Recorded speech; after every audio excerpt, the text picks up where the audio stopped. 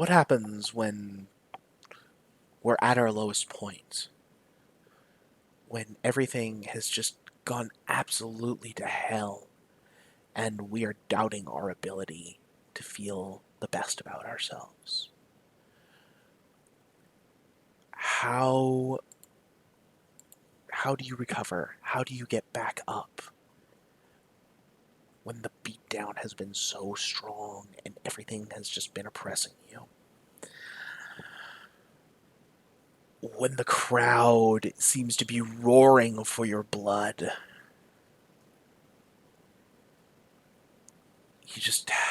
sometimes you just have to do what's best. You don't stay down.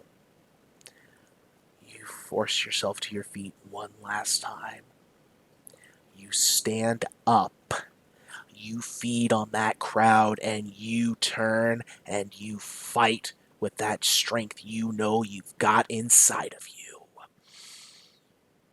So, presented for your approval and the approval of the Darkwave Powers, we bring to you tonight the latest installment of Ravenloft Championship Wrestling, Wrestlevania 20XX. I'm your host, the Killer GM, here to administer the proceedings. Let's go around our table and introduce our stars tonight.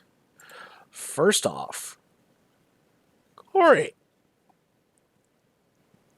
Kelly's in a bit of a different place tonight, isn't she?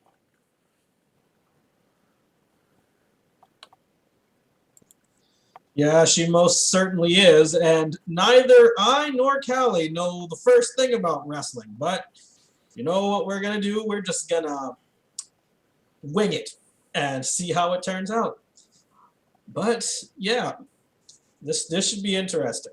It'll be interesting. We're doing a new system, and I can't wait to try it out.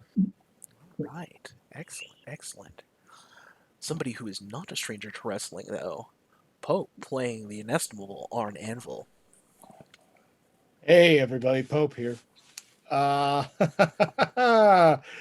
We're in a pickle, and it's going to get real interesting. I have a feeling, given our past history and Arn's past history, it's going to get a whole lot worse before it gets better. See you on the other side, folks. The other side? That doesn't sound good. Well, there's a lot of different sides to this whole thing. We're going to drop down here. Riley, Taojin, how we doing? I accidentally sold all of my money in Animal Crossing. Oh no, that's just the worst possible thing. That's it. So that's the headspace we're going in with tonight. Okay. All right. Matthew, our turtle pew pew, you got some happier times for us, maybe? It's just money. It, in fact, is not even money. It's just bells. It's not even real money. And don't they have like you can't you like donate? I think we should all donate to Riley tonight and get him some bells. I don't know if you can buy bells on Animal Crossing or not, but I'm sure my kids will be asking me to buy them pretty soon here. Microtransaction bells. But anyway, yeah, I'm ready to lay the pack down. I'm all about it. Waku Waku is with me and ready to get into the ring tonight. Nice. Not quite sure how I got here, but I know what my path forward is, as always. Absolutely. That's fantastic. And speaking of donations and bells, if you want to help any of our erstwhile heroes out tonight, I'll improvise. Our usual setup is a little different, but we'll work something out. You just click on one of those down below. Let me know what you're donating for, and we'll get you some narrative control to help folks out, because boy howdy, they're going to need it in the ring tonight. And last but most certainly not least, Christy playing Romy Goldfang. Oop, let's get you unmuted here. There you go. Hi. Well, Romy always goes in a little over her head, so I'm looking forward to this. Just jumping in with both feet, and let's just see how this works out. Absolutely. It's going to be wild. I Mhm. promise you that. So, folks, just so you know, while we normally do play D&D, we are going to be doing something a little bit different tonight, so bear with us as we work this out. Hopefully you'll have as much fun as we do and maybe learn something a little new in the process. So, first things first, we're going to get some setup done. Now, I created some characters for our players. They are familiar, but different. And to establish that, they're going to have some questions that they're going to need to answer about each other that might help shape how things work out. So, first of all, we're gonna go back around to Callie. So, Callie, you said you were playing Callie. Not quite the same though. What is Callie's name in Wrestlevania here? Well, this version of Callie is actually called Pixel. She is the video game themed hero who originally she used to spend a lot of her time at this arcade out in the really bad part of town, and when the gangsters who usually showed up in that part of town that would go to that arcade and try to recruit a lot of the kids from there, uh, came and reared their ugly heads. When Pixel showed up, she just beat the crap out of them and drove them away from the arcade. And ever since then, people of that area sort of saw Pixel as their sort of local hero, so to speak. The guy who ran the arcade was basically like, hey, you're really good at fighting, so maybe you might want to try this wrestling thing out. And next thing you know, Pixel's making her way up with the dream of becoming a champion so that she can help out her town, help it become a better place, and basically just defend the honor of a fair fight, because all games have to have rules, and without rules, it'll be glitchy, chaotic mess. As anyone who has gotten past the level limit in any of those old arcade games will tell you. So that's what Callie's Pixel persona is all about. Mm-hmm. And the Pixel is a hard scrapping fighter, using anything they can to get that edge and get that win, as long as it's within the rules, right? Oh yeah, definitely. Absolutely. She does whatever it takes to win, because again, her whole idea is to go against those who take advantage of others, those who twist the rules in order to get an unfair advantage over their prey. And as a result, she has to, stand toe to toe with those kinds of people. She grew up fighting gangbangers in the streets, so she'll use hammers, she'll use tables and chairs, because they fight dirty over there. So that's what she does. All right. So keeping that in mind, what's going to happen is, if you see on there, there's a little setup known as heat, and in there we've put in some questions. So these are going to be questions that you are going to ask, and one of your friends here is going to go ahead and answer.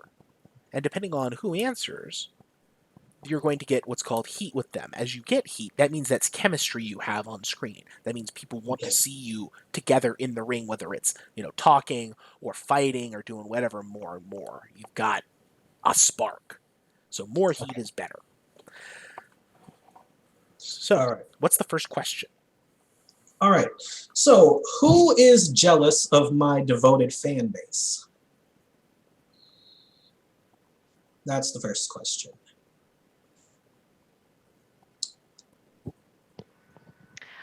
Well, I'll say Goldfangs is not jealous of anybody, because she knows she's the best.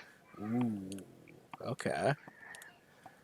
Having said that, if you're on the right side of things, I am more than willing to help you. So your fan base is my fan base. But what if you don't have the same devoted fan base as Pixel does? Her fan base will be my fan base. There we So go. am I right in saying someone has to answer this question, but not? They don't have to, but No. somebody should you think in the lines of a wrestling thing, and basically if your character would have that happen. So it sounds like I'm thinking Goldfangs is answering the question. I think Goldfangs is jealous of your fan base, Pixel. Sounds Okay. like they are. Like, Cool. So why are they yeah, saying they're I'm not? actually talking about it. It's not like Goldfangs likes to be the center of attention or so anything. yeah. If Kind you of just like you wanna, jumped right in there and you're like, I'm not jealous. I'm not. No. I'm not. I awesome. think you are. So That's one of Pixel, those tsundere replies. you can just put down on like either on the sheet or like on a notepad somewhere where you can keep track of it. Now you have +1 heat with Goldfangs, Damn. See? Told you. and then we can go to the next question. Okay. The same person So can we're answer. all answering these then. Yeah. Nice. Yeah. So Go around. question number 2 is who beat me bloody the most recently? I Oh, man. When did that happen, Arn? Pixel decided to stick their nose into a match that didn't belong. Ooh. And so tried to interfere with my match against some goody two shoes. And Who you was know that, what? Arn? I want to know. Let's look at our list of usual suspects here. Because if not, I can supply one. But I want to. I think it was against Rainmaker. The Rainmaker. Ooh. Okay. Yeah. Interfered with my match against the Rainmaker. Cost me the match. But before you could skip away, got a hold of you, put you in the padded spine buster, and then just took whatever I could find. Ring steps, chairs, whatnot, to send a message to backstage. I mean, I was irritated at you, but I need to set an example. Oh man. Yeah, that's the good stuff. Yeah, that was a dark time. Okay. What's the next question you got there, Pixel? Okay. Yeah, so does this mean that I have +1 heat with Rainmaker? Not with Rainmaker, but with Arn specifically. Oh, with Arn. Yeah. Okay. Oh, so Rainmaker is an NPC. Yes, right? correct. Okay. Yeah, he's Arn's one of Arn's. Okay. Yeah. The third question is, who has returned from an injury that I gave them?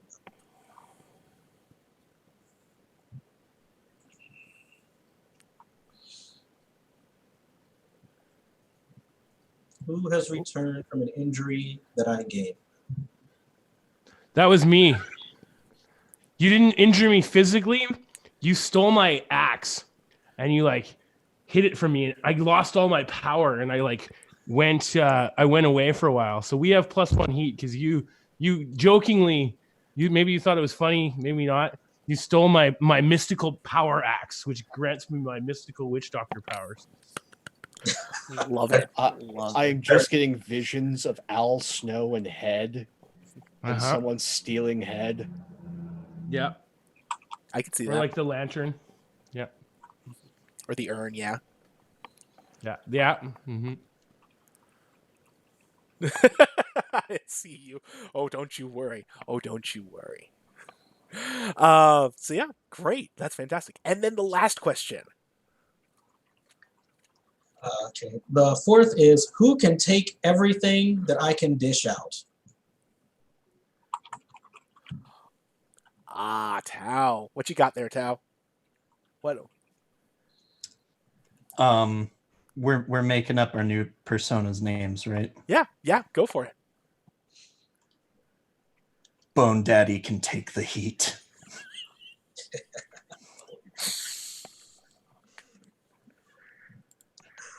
That's it. Bone Daddy is a man of simple, concise, laconic words. I love it. And you probably talk a lot. And Yeah. Bone Daddy concisely just says no. Bone Daddy, I am here for this. Oh, that's perfect. Bone Daddy, the no-selling monster. Yeah. Good. All right. So that is all of Pixel's questions. Who wants to go next on this? I got the boogeyman. Oh, I'd like to go next. I'm totally down for this. Yeah, get it. So who are you playing tonight, or who's? I'm hailing from the exotic Ohana Islands. I am playing Waku, the witch doctor.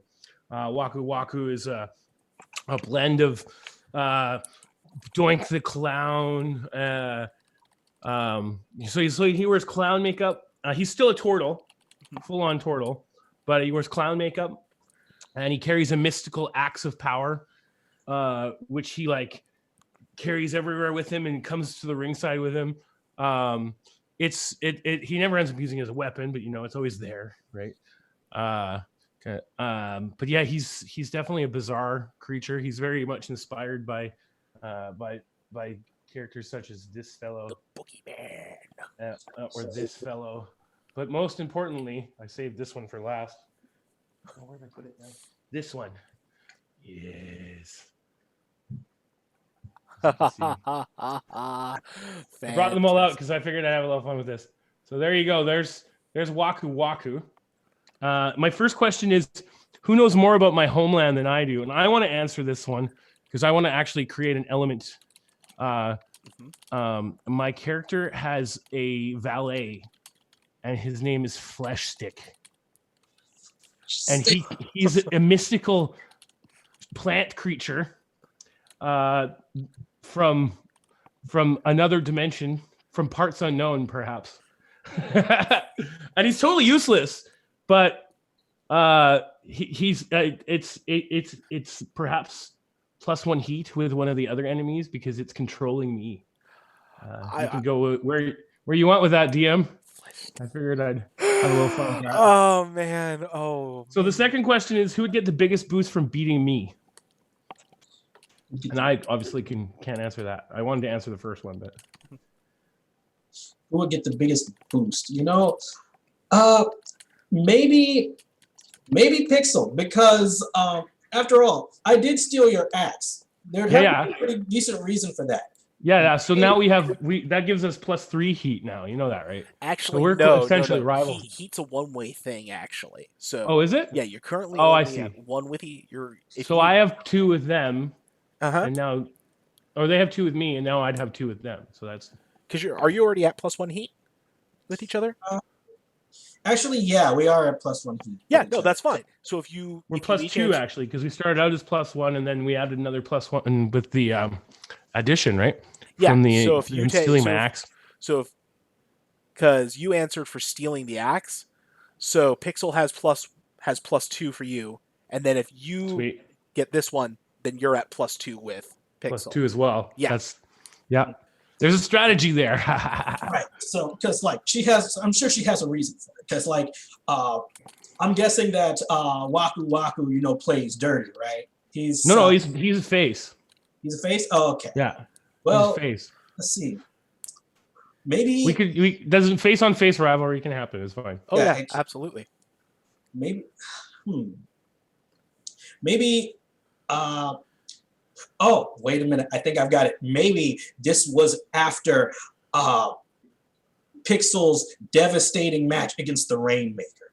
Yeah, she got beaten down, and she figured maybe if I get that magic axe from Waku, it will make me strong enough to beat him next time. So that's probably why she has the axe. Cool. So my third question is, who would have gotten this gimmick if I wasn't here to take it? I would have been saddled with the poor fucker.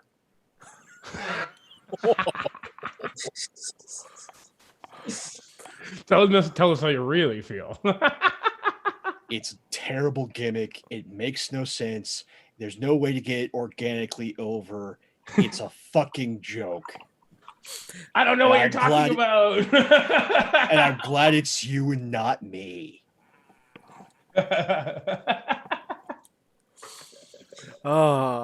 So I go brought my ahead and action get your figures heat- out. You were doing that if we're doing wrestling. Just So go ahead and get your heat with me. nice. Got it. All right, and then you should have one more Which question. one are you? I don't have. Which one are you, Buddy? On my No, list here. no, we're gonna have to fight him in the ring. What's your name? Enforcer Anvil. It's not on my list for some reason. That's Okay, it may not be directly on there. You don't always. I'm have adding it, it, but yeah. Yeah, you just add it Let in. me just grab a pen. So you'll have one with me. We're far away from each other on the card. Yeah, on purpose. Arn runs in a different place. A very different place. Okay, sweet. I got it. 2 with Callie, and then I don't have 1 with you yet, so then I have 1 with you. Yep. So it establishes at a 1.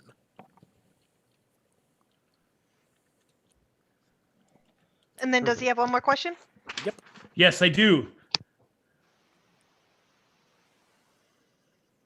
Who did I first throw through a symbol of my homeland to establish my character? Say it again. Who did I throw through a symbol of my homeland to establish my character? I feel like that was Tao Jin. Well, that's up to Tao if Tao wants to answer on that. Or Bone Daddy. Bone Daddy. Bone Daddy Like- complies. I feel like that was the Bone Daddy. I So feel how that did- was Creative's just desperate plea to try and get this gimmick over, is put the biggest monster through the damn symbol and immediately have a rivalry with these What two. was the symbol of the Ohana Islands that they? Good question. I think in this case, it's not so much the Ohana Islands, but it's like a sort of like a dark version with like the 3/4 circle sun. It's like a sun over a volcano, but it looks like this kind of like, you know, like it looks like Mhm. Paku Paku, right? I like say there's a mountain on the island that's sort And there's of a ghostly face in the mountain, so it looks like the sun is eating a ghost. And Right. how did you put them through? Huh? Oh, I straight up. There was like I built an altar and I actually like hung Bone Daddy from the altar and I was like, I will send you to your death, and I did, and I buried them, quote unquote.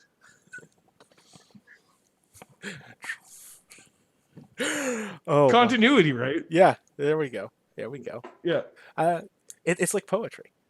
yeah. We had a casket match. Nice. Okay, cool. So those are all your questions on this one. Yeah. All right, who's next? Sure. Let's figure this terrible stuff out. Okay. So who's excited that I'm finally on the roster? I think it would probably be Goldfangs because she's kind of been a fan of yours in the background for a while now. And she likes to see what you can teach her. She's learning from you. For Okay. sure.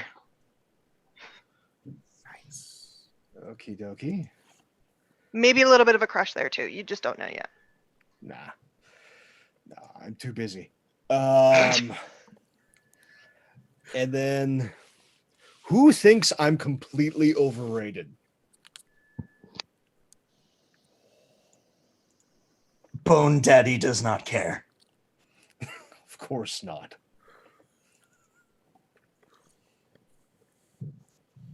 Nice. All right.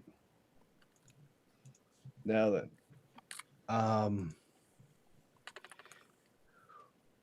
who do I have a backstory with from other encounters in other companies?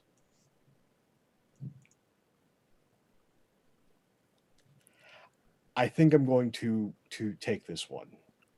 Okay. Given the previous mentions and other things, I'm going to say I have previous heat with the dead man.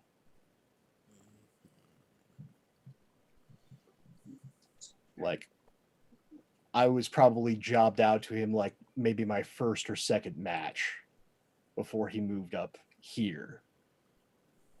And so we've got history.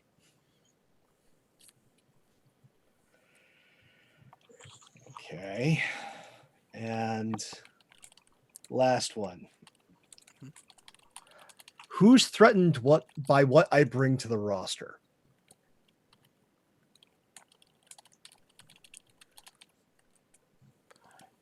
Somebody can answer a question more than once if they think it applies. That way you can actually get some serious chemistry. Bone Daddy cares. Okay. For one, no. For this one, yes. Bone Daddy cares because they don't care.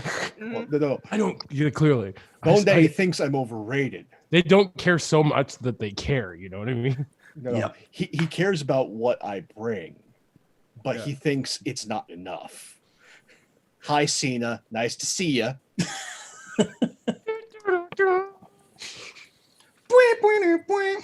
Let's get a round going. There we go. Okay, cool. So that is the Enforcer Anvil. We've got 2 more wrestlers to set up here. I'll go. Yeah, do it. All right. So who helped get me to where I am? Oh yeah, that was Waku Waku. That was I weird. discovered We were this all talent. waiting for that. Yeah. Yeah, I discovered this talent. Oh, okay. And we already have +1 heat, Oh. so that makes us +2. That can be positive too, though. So, meaning like we could tag up and like That's Well, that's you gonna happen you as far as I'm concerned. So, you have +2. I only have +1 so far with you. well, that's when. Oh yeah. No, sometimes okay, heat so can be one way. Also, yeah, it's there you go. brutal. Yeah. Who thinks I am all smoke and no fire? It hits close to home, guys.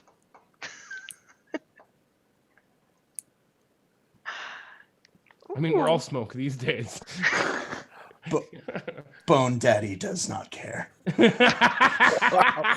Bone Daddy bringing the hard truths to this fed. He's the Bone Daddy, and he's gonna ignore you.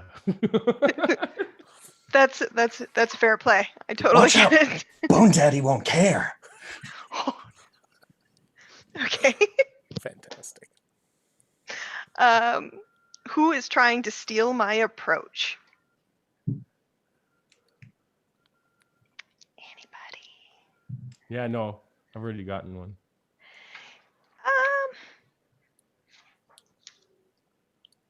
I honestly. Could you designate it to an NPC? You should. Yeah. Normally you can't, but for purposes of this, I'm allowing it.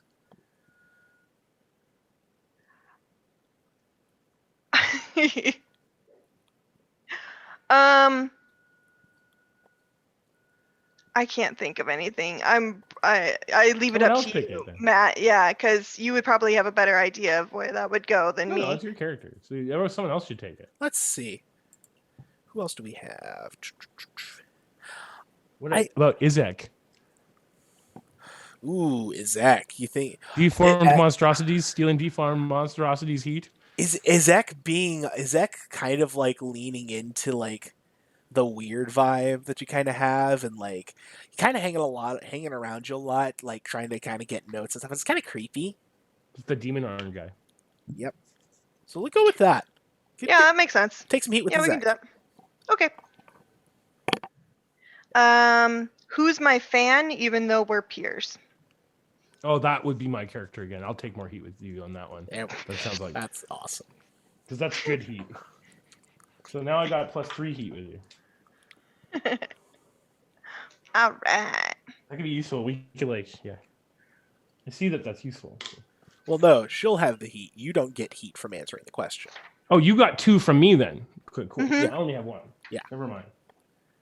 I mistook something there. That's fine. It's a little confusing at first. You get heat on your own questions. Yes, correct. Gotcha. So whoever Cool. answered your questions, you get the heat with them. All right. Sweet. And lastly, we come to Bone Daddy. Who did Bone Daddy have to kick the shit out of to show how badass Bone Daddy is? I think that was.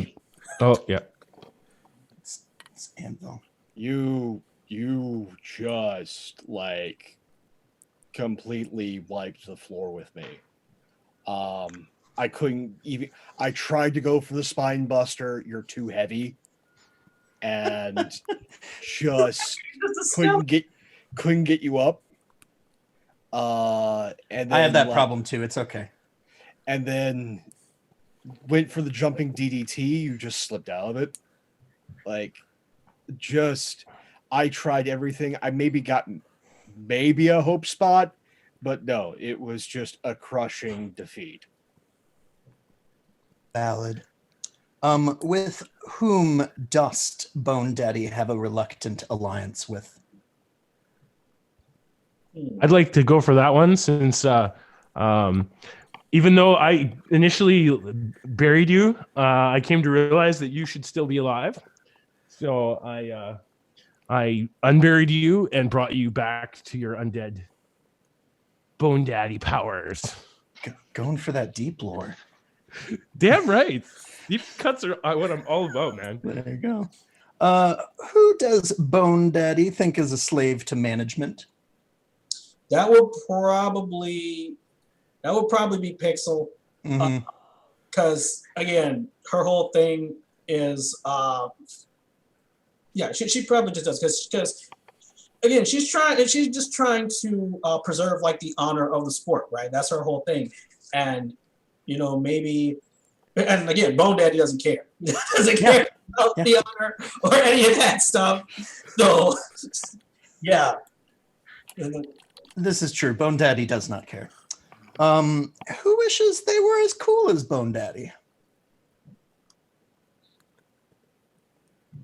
Yes, please. I was gonna say that too, because You know what? I'll take two. Give them both. Take heat on both. Yeah. of them. We both wish we were as over as Bone Daddy. we want to be like Bone Daddy. Bone Daddy. Bone Daddy approves. Bone Daddy. Sometimes Bone Daddy just say own name as way for affirmation. Bone Daddy. Why say more words when no words? When no words do. It's true. Hey, Braun just screams out his own name, so there you go.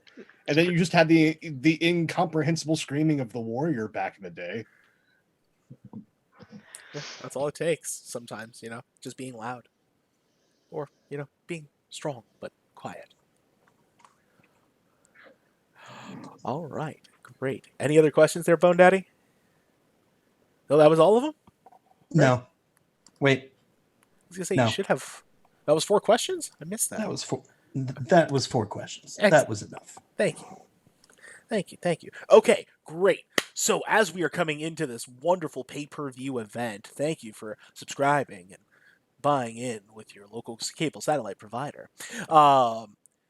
Everybody knows that you don't just jump right into the matches. You have to have the video package to lead in, so that way you catch people up who may not have seen it or may not have caught everything, and to understand why these rivalries are building up how they are. So, what I want from you is, 2 scenes from previous Ravenloft Championship Wrestling events involving you and any of the other wrestlers here or on your sheet as to what's happening, as to what happened and why you're here. Are we volunteering again? Or Yeah, somebody can volunteer it. I got him. Cool. The first scene is a scene between Mr. Von Zarovich before Bone Daddy was Bone Daddy. Ooh. Where Mr. Von Zarovich was going to fight Bone Daddy, and then face is the good one, heel is the bad one. You got it. So And there's also tweener. Okay, so Between the two. to go good to bad, that would be face heel? Yes. Yeah. The immortal Tao Jin face heel turned to Bone Daddy and joined Mr. Zarovich. Boo, boo. Well, that's And a then- revelation. And then I think the next one would be definitely be Paku putting Bone Daddy through the symbol and then resurrecting him. Like those little cuts right there of like, they were formerly like baddies, but now they're reluctant allies. Yeah. Perfect. I think if anyone's a tweener in this group, it's got to be Bone Daddy. I believe Valid. I believe Bone Daddy actually is in fact a tweener, stat-wise. There you go. Because I definitely made some stuff happen with this. So I think some of the previous scenes is we see the boiler room brawl between Arn and Buddy as they're running through the entire arena. Buddy definitely has the chainsaw. Like Arns think he's lost him, and the chainsaw just pops up from underneath the ring. And like the lights go down, and then all of a sudden there's just this hole in the arena and the ring. Buddy's out there with a chainsaw, and then more running around. That's the first scene. And the second scene is we get a shot from an odd like not quite top down angle of Arn getting one-winged angeled. Ooh. And just completely like gone, like completely wiped out in the middle of the ring. And who gave you that one-winged angel, Arn? Wait a minute. There's an actual wrestling move called the One-Winged Angel? Sure That's is. a move. It is not just any move, it is the move currently. You can look it up on YouTube. That is awesome. Very high on the Osaka finisher index. Yeah. And you don't kick out. And yeah, it was a member of the Gun Club. We dare not speak his name. Oh, there is a name for him. It's there, and you know it. I will not speak of either the Alpha or the Omega.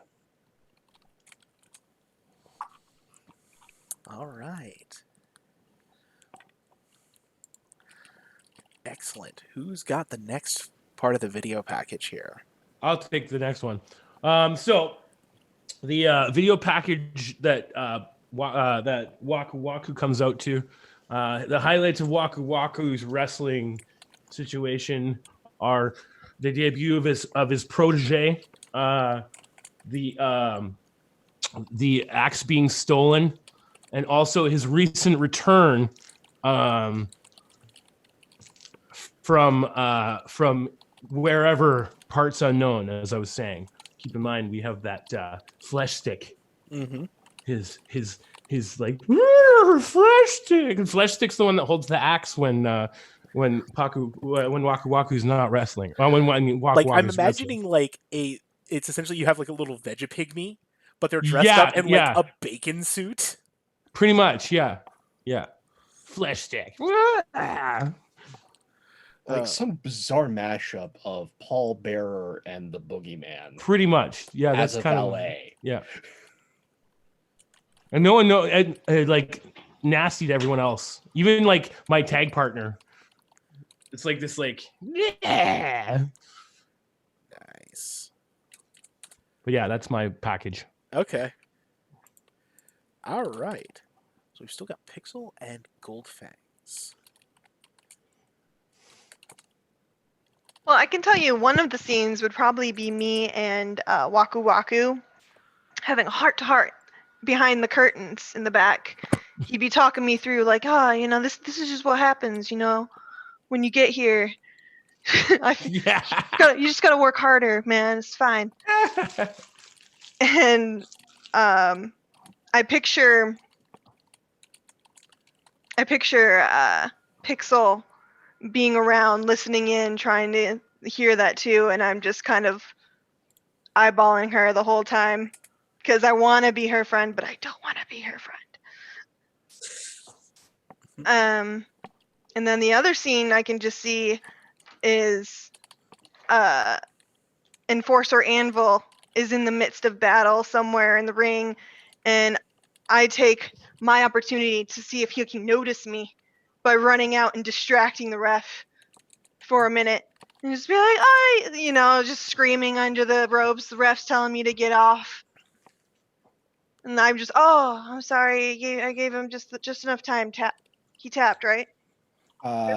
Actually, one of the moves that I picked up because I have very specific inspirations with this character.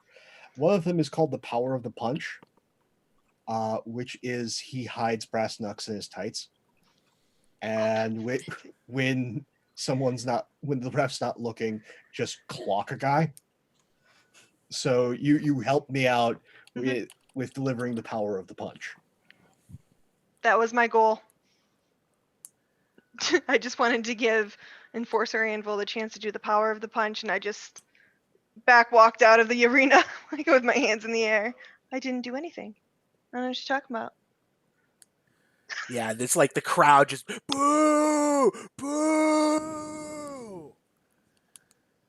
Wow. Okay. Cool. And Pixel, what's your part of the package here?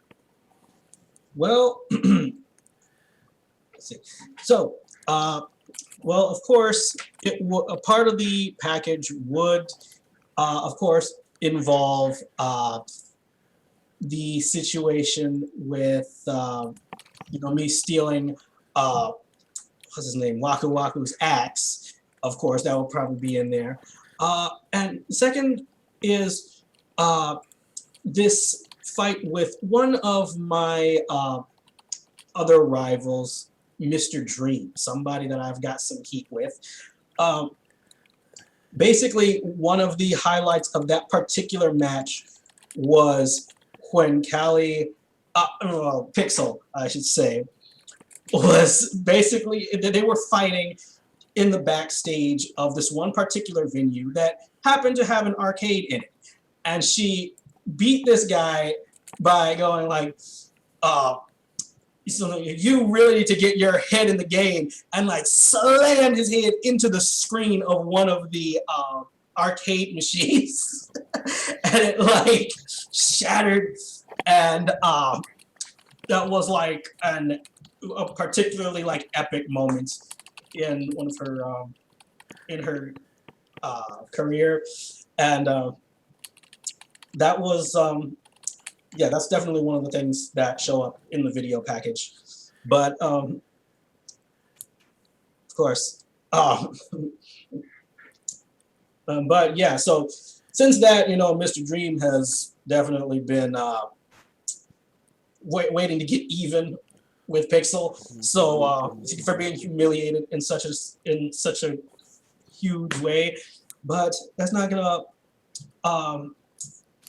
she's not gonna let that phase her, because like the next part of the montage is like her with like all the other people from her hometown, and they're like cheering for her when she comes back, and she's like giving them high fives and all that kind of stuff. Basically just yeah, that's sort of how it goes. I'm not good at this. No, that was pretty solid. That was pretty good. Okay, well, give me a hot second here because I'm making a couple modifications to my card that I had built up based on what you folks have given me, which gave me some fantastic stuff, let me tell you. So I'm just gonna so we're gonna flip that around there. Great. And that's the thing is, we do have a card. In fact, I know how the card's going to go. The question is, do you change things? Do you get me to think on my feet? Do you go into business for yourself? And can I adapt? So, as these images are flashing by, we've got, Tao Jin getting resurrected and like doing the "you son of a bitch" hand clasp with Waku Waku, and Son of a bitch, I'm in. yeah, exactly. Like Arn laid out in the ring, and like Buddy standing out on the entrance ramp, watching that happen,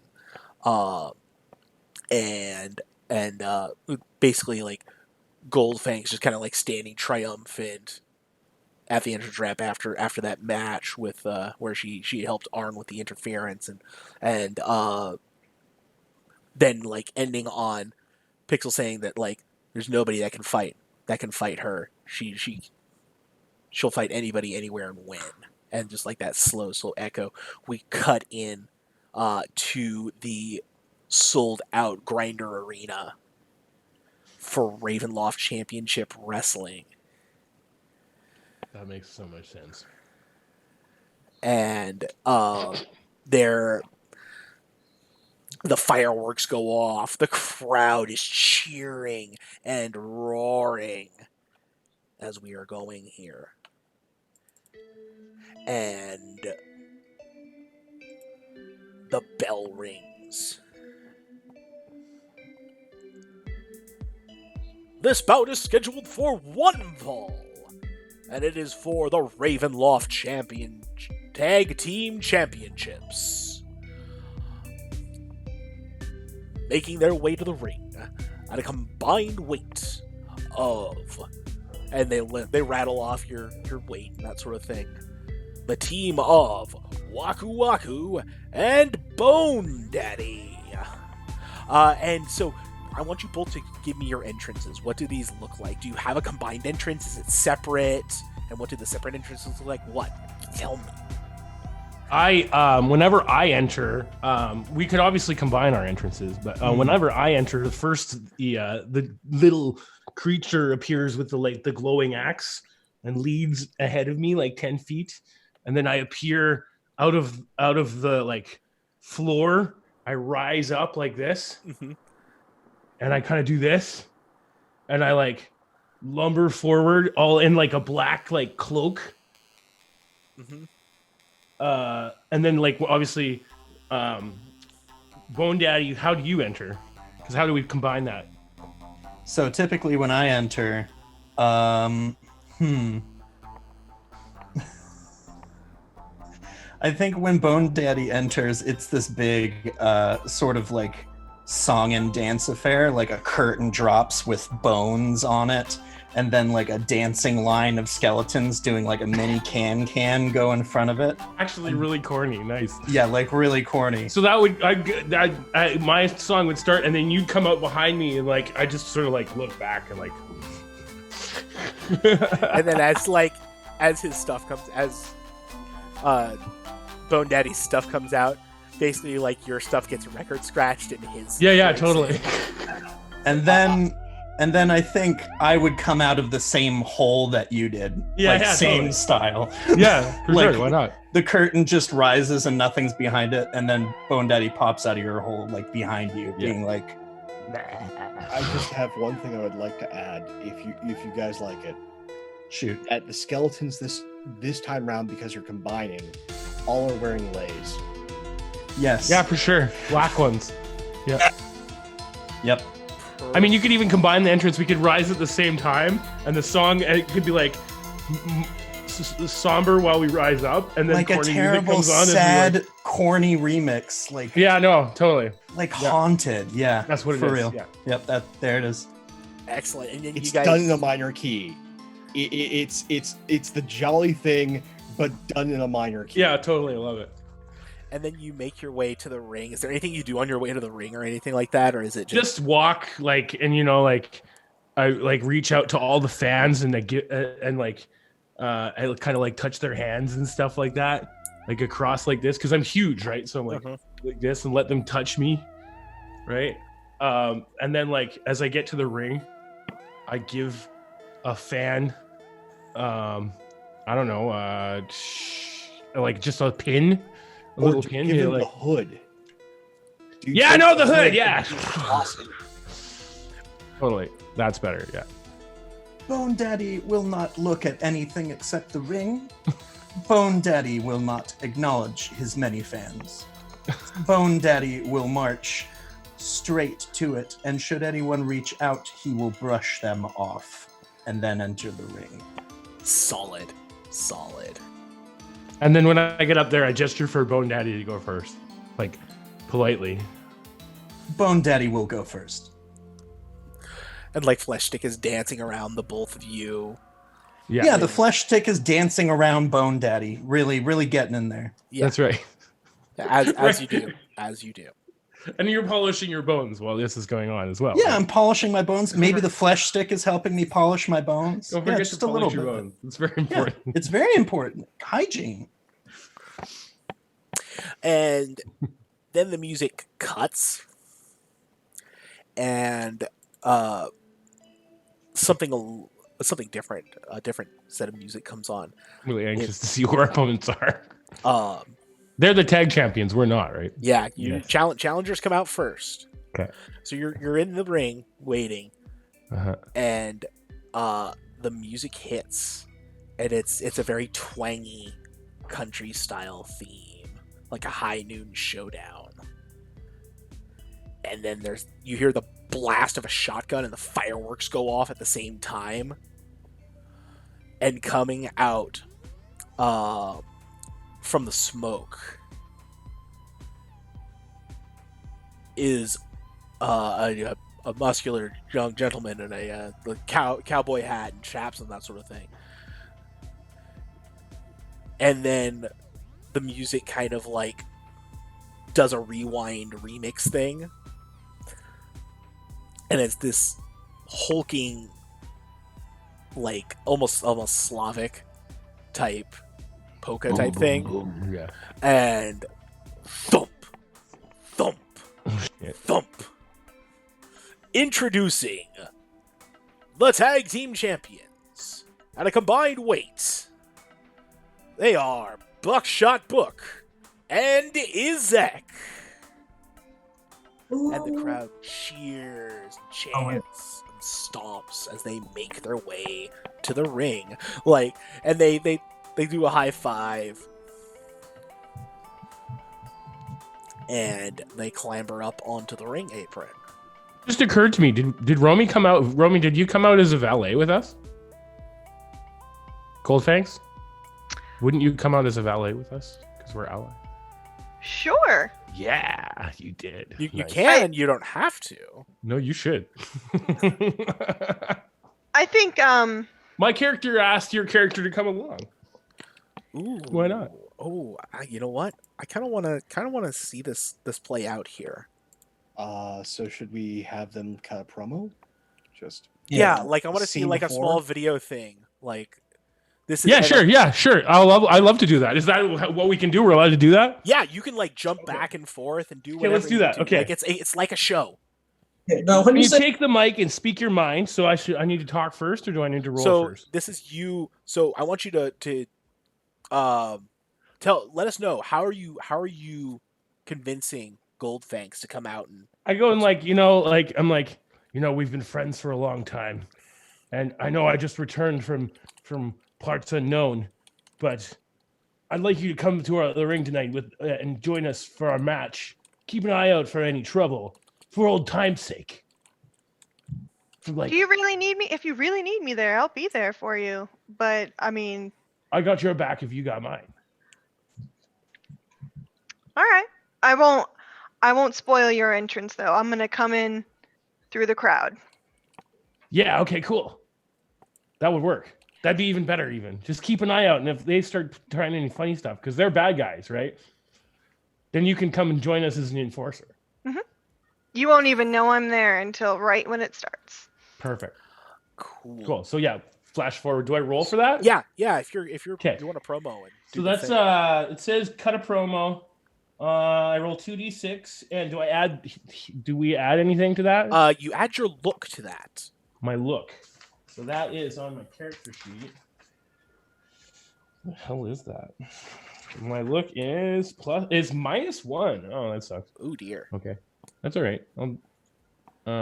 Let's get over to the map here. So,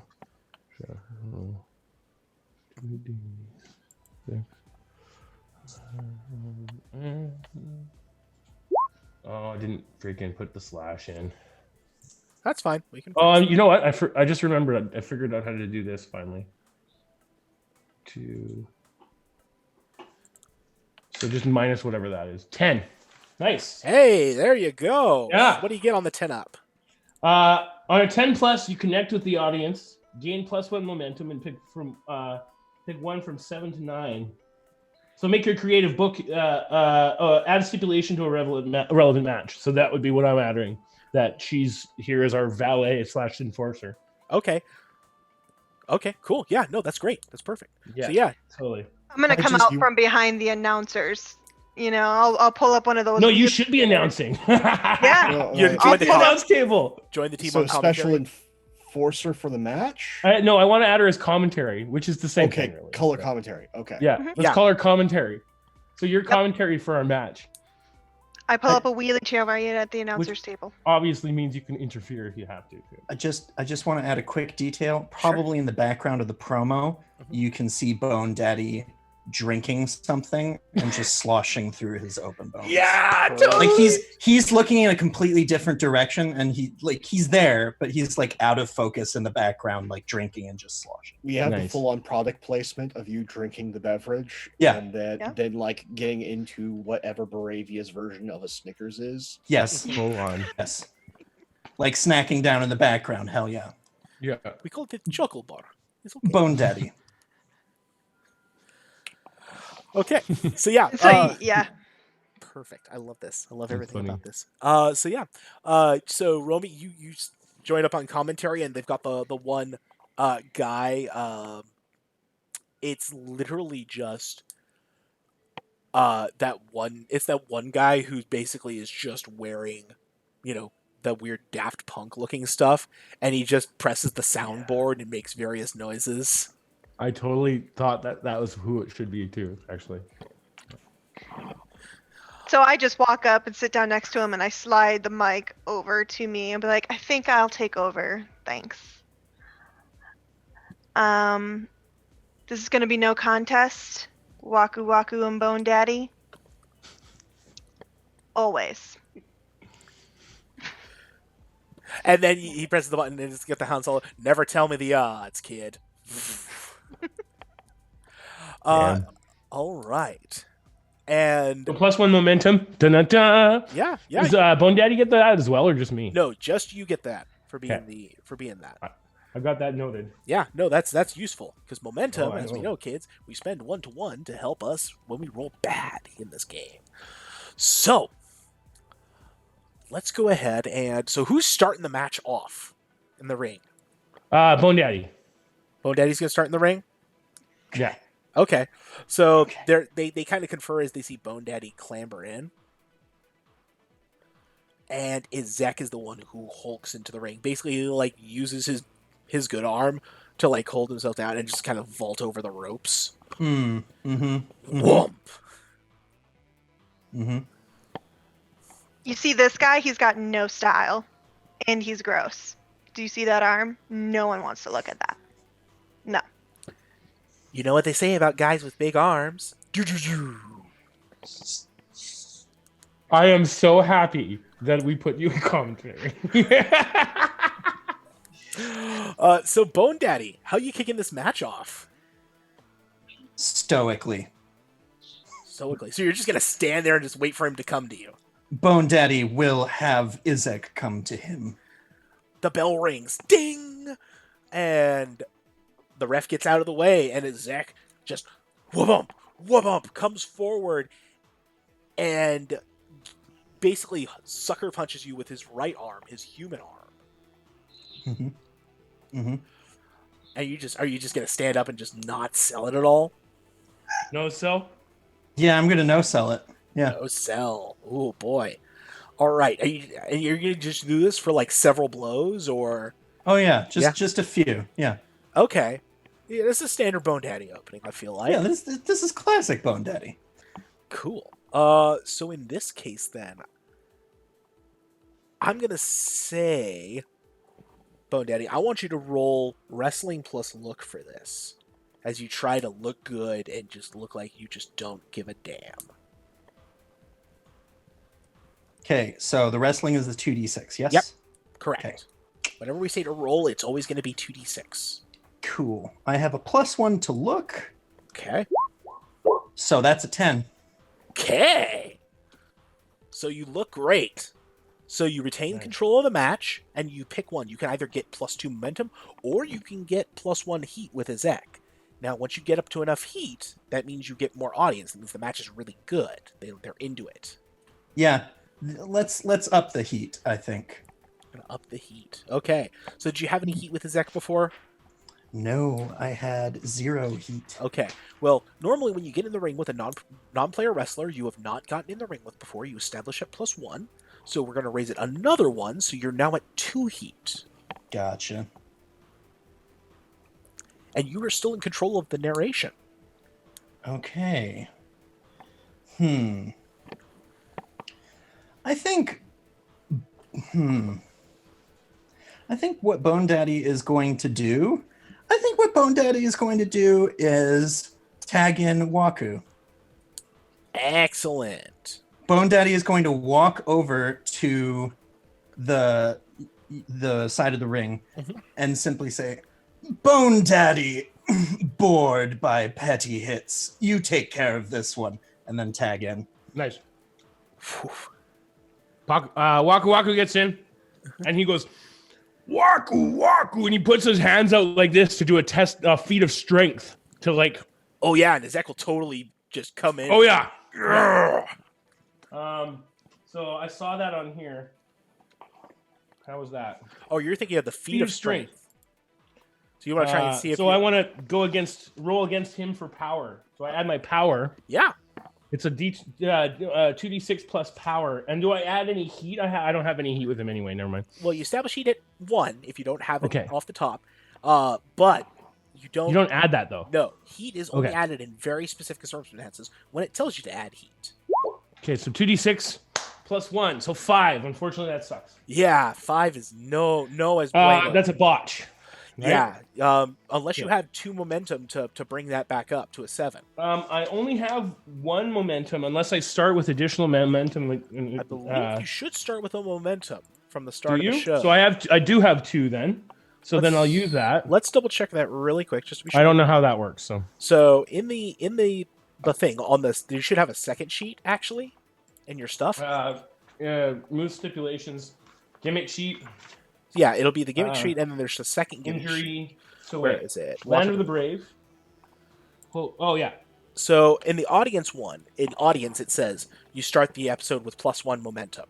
Yeah, you're right. Yep. Okay, cool. So Awesome. you do have 2, so you can spend your 2 So momentum. yeah, now. you know what? I'll do that then because this is a big deal. Yeah, that's important. I don't want to look like a fool in the ring here, especially I don't know if I'm booked to lose or win. So again, +1. Mm-hmm. So yeah, 10. Well, no, you don't re-roll. It's just it goes 1 to 1. So you spend 2 momentum. Oh, so I get 6 then. 7 actually, mind. because you spend 7. 1. Yeah, because Gotcha. you rolled a 5, and then +1 momentum, +2 momentum. Oh, I see. Yeah, okay, 7. Yeah. Gotcha. So So that gets me up to now. I understand how that works. Yep. So now on a 7, and you said it was a feat of strength, so it's an obvious effort. So you get 1 momentum back, and then unfortunately I get to pick 1. Yeah, I see that. So I'm going to say you put yourself at risk of injury. Okay. So in this case, you got to be careful. The next move you botch, I will Injure me. Okay. Sweet. So is that it then? Is that my turn? You are still in control at this point. I am. Yeah. Okay. Until otherwise noted, you are in narrative control. So that means I get to do another thing then. Okay. Yeah, you can keep going, and people, if you want to, if anybody here wants to jump in at any time to take control, Well, there's no initiative order. We just all go. yeah, you just do your thing. You can spend a momentum and say what you're doing, and then you take that narrative control. Otherwise, for people who are not in the match directly currently, you can do a run-in, and in which case you do roll a heat roll to see what happens. Okay, so I know what I'm going to do here. I'm going to. I can do this once an episode. First time you do it in an episode, Mhm. I gain +1 momentum. Oh no, I can keep doing this, but the first time I do it, I get +1 momentum. I'm going to use Land of the Brave and call out Mother Island, and I'm going to use Work the Audience, which bumps it to on a botch. It bumps it down. I'm looking at it right on my gimmick sheet. Land of the Okay. Brave, it's And you called. hear Goldfangs in the background on mic going, Waku, Waku. So even a 7 to a 9 is considered a 10. Essentially, it bumps up all my successes. Yeah, it should. Once I can only do this once per episode, but Yeah. I'm gonna do it right now. So He seems to be I just calling want home. I just want to start out strong against this guy. Yeah. So again, working the audience this time. Roll plus audience, and my audience is +1 currently. I see. So 2d6 +1 again. 5. So Oh, and you only have which one- is 6. I'm gonna bump it with my 1 momentum that I you said I got. Mhm. So that makes it 7, which makes it again jumps it up to 10 plus. Let's see. Double check that. Am I right there? Am I right there? So, the first time you do it in the episode, in addition, Yeah. when doing so, you can bump your Work the Audience result. Okay. Yeah. So I'm gonna do that. So that means even though I got 7, it's still considered a 10. So you have to endearingly misunderstand something about the country, actually, about Baraveia. Oh, really? Yeah, because you are ignorant. Oh, shoot. Okay, so that's something I'm not supposed to do in a match then. You not necessarily right now. This would not be the time to do that. Yeah. Okay. My mistake. So let's just take that back then. Yeah. And I'm just gonna say I try to work the audience regularly. Unfortunately, I get only a 6, Well- 7. So they pop. Pick 1. Now I'll take gain +1 momentum. Okay. That's So right. you basically lost a momentum off the. Yeah. So you're Yeah. trying to like play to the crowd, and Exactly. they aren't quite on there. Yeah. They're there, but they're not quite all the way there. So You're still- nothing really changed. you still have control though, and Ezek is like kind of looking around like, what the hell are you doing? And he'll go. You know what? over and- If I'm still in control of the match, I'm gonna drag him over to the ring and tag in Bone Daddy for a tag team move. Okay, yeah, you've got time. You've got the ref gives you a generous like 10 count to do this. Okay, so I like grab Izek. I'm like, get to the top rope and jump down on him. Bone Give him Daddy some of will that climb. Bone Daddy action. Bone Daddy will climb. Bone Daddy will climb to the top rope. I'm looking for moves. Hold on, please. Yeah, that's fine. Scrolling through the shit. Oh yeah. Oh yeah. Bomb? I was going to do a missile drop kick, actually. Do it. Nice. So that's a wrestling? Yeah, that is going to be wrestling, and Work. Wrestling work. yeah, that is What- absolutely a work. A work. Oof, I get a -1. You better work. I better work. You This better better work. It did not work. Oh, What did you roll? This is when 3. Goldfangs is gonna run in. This is a negative. This is a 3. oh, Goldfangs is running in to give an assist.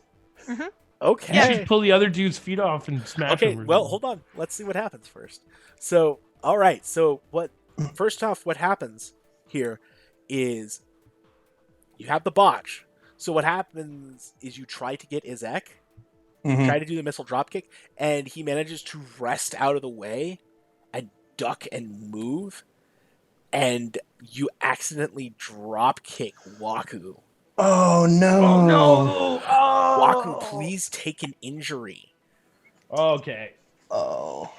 And that's when Goldfangs gets the run. And so Goldfangs, go ahead and roll heat with me. Against Izek. Yeah, That's gonna be 6. 6, and with your heat added in. Yeah, as I got +1 with Izek.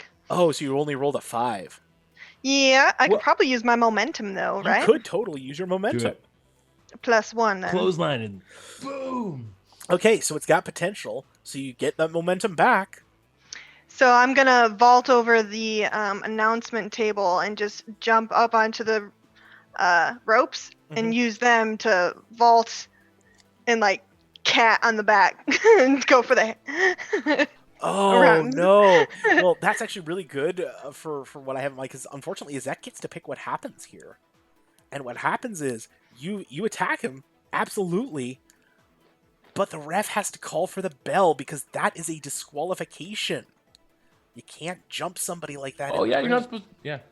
Shit. And so you just cost your buddies the match. Oh no.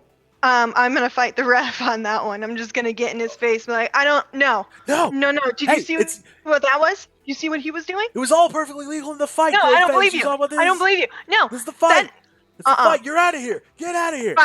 Fine. Whatever. Ring the bell. It's a disqualification. And I'm just gonna run back and attack Azek again. Yeah. You know Yeah, what? Oh my god. I'm gonna turn heel. What? Right now. I'm gonna turn heel. Oh wait, I can't turn heel on a heel. Yeah, I mean, Are you trying to turn heel on a I heel? don't have to No, turn heel. I'm just gonna get in and beat on totally him turn. too. You could try for a double turn. try, That's what you're I gonna mean. try and put his Zek face. I want Yeah. a double turn. No. I Could want this to be- turn. Could this be considered a showstopper since I kind of jumped in and made it about me? Let's see. What does your showstopper say? You can appear in the ring or out and turn it into something about you. When you make your appearance, declare your agenda for the segment and continue on from there. So my agenda was to get him off of Waku Waku and Bone Daddy, basically. I mean, that's a really pointed one. Do you have something broader here that you're looking to do? You want to get the match restarted as a no DQ match. I just want to have it just be yeah. I want to reverse it back into A no DQ match, yeah. yeah. Unfortunately, I don't know if you can do that. That's a Sure we pretty can. rough one. What if I like shout Zarovich? You're gonna try and call for Mr. Von Zarovich? Yeah. No chance. That's Oh, what you no. got. Oh no. Okay. I want You know what? Zarovich to restart the match. Oh wow. Okay. Yeah. Let's cut. I'll try it if it works. Okay. Cut the promo. Like basically, what happens is you roll out of the ring, grab a mic from the announce table, and start going off. Hey, she's new here. She didn't know the rules. My protege, she didn't understand McMahon or Mr. Zarovich. I'm thought- just That she didn't understand that it wasn't a no DQ match. I called her to a ring I called her to the ring for emotional support. Can we restart the match if we ban her? Oh boy. Give me a promo cut. Like I don't mean ban, like obviously ban her from the. I don't mean like just from the ring for the match. Oh no, it might end up being banned from ringside. But yeah, if you want to call out. Yeah, that's what I mean. Cut a promo to Mr. Von Zarovich. Roll me look. Okay. Oh boy, here we go. -1. But I can add my momentum to that. I had got +2 momentum from the last deal. So. You should only have one momentum at this point, I thought. Oh, do I? Okay, so I'll add the momentum, so it's 6. It's a 6. That's a failure. Oh It is. no. So you call it I tried. on a 6. The music hits Okay, sweet. for Mr. Von Zarovich. Music makes you lose control. And he comes striding out, accompanied by several hangers on. And he's got the mic. Waku, why would you ask for such a thing? The people, they are happy to see when the underdogs do not get what they don't deserve. Especially with such a flagrant discard for the rules in my ring. I disagree. I think the people, they want a hero that they can believe in. Even if only for a moment. Even if they're clearly all going to be dissolved by this entropy in the end. They need heroes to believe. I am one of those heroes. You want to be a hero? Bon Daddy, how does being a hero turn out? And the crowd goes, ooh, ooh. Bone Daddy. Doesn't care. No, Bone Daddy cares. Bone Daddy cares. Bone Daddy cares a little too much about that one. And he just sort of begins striding towards Mr. Zarovich directly and gets face to face. He's not like fronting or anything. He's just too close to Mr. Von Zarovich's face. Do you think he should get the chance to be a hero?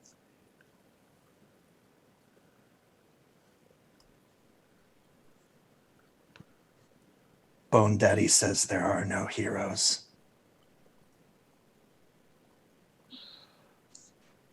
But maybe he should. And then, like, just walks away and stands at Waku's side. Goldfang's just in the ring, going like this to the crowd. And the crowd's chanting, the crowd's cheering. Maybe it's something about the night. Maybe it's the fact that all you fine people from Baraveia all over are here watching, and the folks that love Ravenloft Championship Wrestling are watching at home on pay-per-view. I am inclined to let the match continue. However, there will be no countouts. There will be no disqualifications. This will be a Falls Count Anywhere match now. And the crowd goes wild. And immediately, Buckshot Book leaps off of the ring towards Bone Daddy as he's coming back and just smashes into him. And you're going to go ahead and take an injury on that, Bone Daddy, unfortunately. And Cool. The crowd's going wild. And Mr. Von Zarovich, ring the damn bell! And he walks off as the bell rings. I head back to the ring. Izek's in the ring still, right? Izek has gotten out of the ring and is actually, like, loping his way towards you at this point to meet you. I charge forward at him, and I perform my special maneuver, the shell shock. I suck up into my shell, and I just jam into him as a turtle shell. Like a nice. I love it. Turtle shell, pair of legs. So I have to roll 2d6 plus... I feel like that's power, because that's a strength move to me. Yeah, exactly. Sweet. So would this be... no, that's not my finishing. It's just my move. Yeah. Yeah. Sweet. Okay. So 2d6 plus 1. Goldfang's just slipped out of the ring by now, and she's just on the side, walking around. 9. I don't have any other momentum, so 9. So a 9. On a 9, It says you hit it pretty well, so you hit him. So you can either retain control and transition to the next sequence, or you can give me the control and you get +1 momentum. Ooh, I'm gonna give you control and gain +1 momentum. Okay. Ooh, that's gonna be bad. But don't forget, also there's stuff going on in the ring too. The other guys are in the ring still, right? Or, no, they're not in the ring either. No, they're out. That's the thing. They got out of the ring. This is now Falls Count Anywhere. Sweet tables. Get the tables.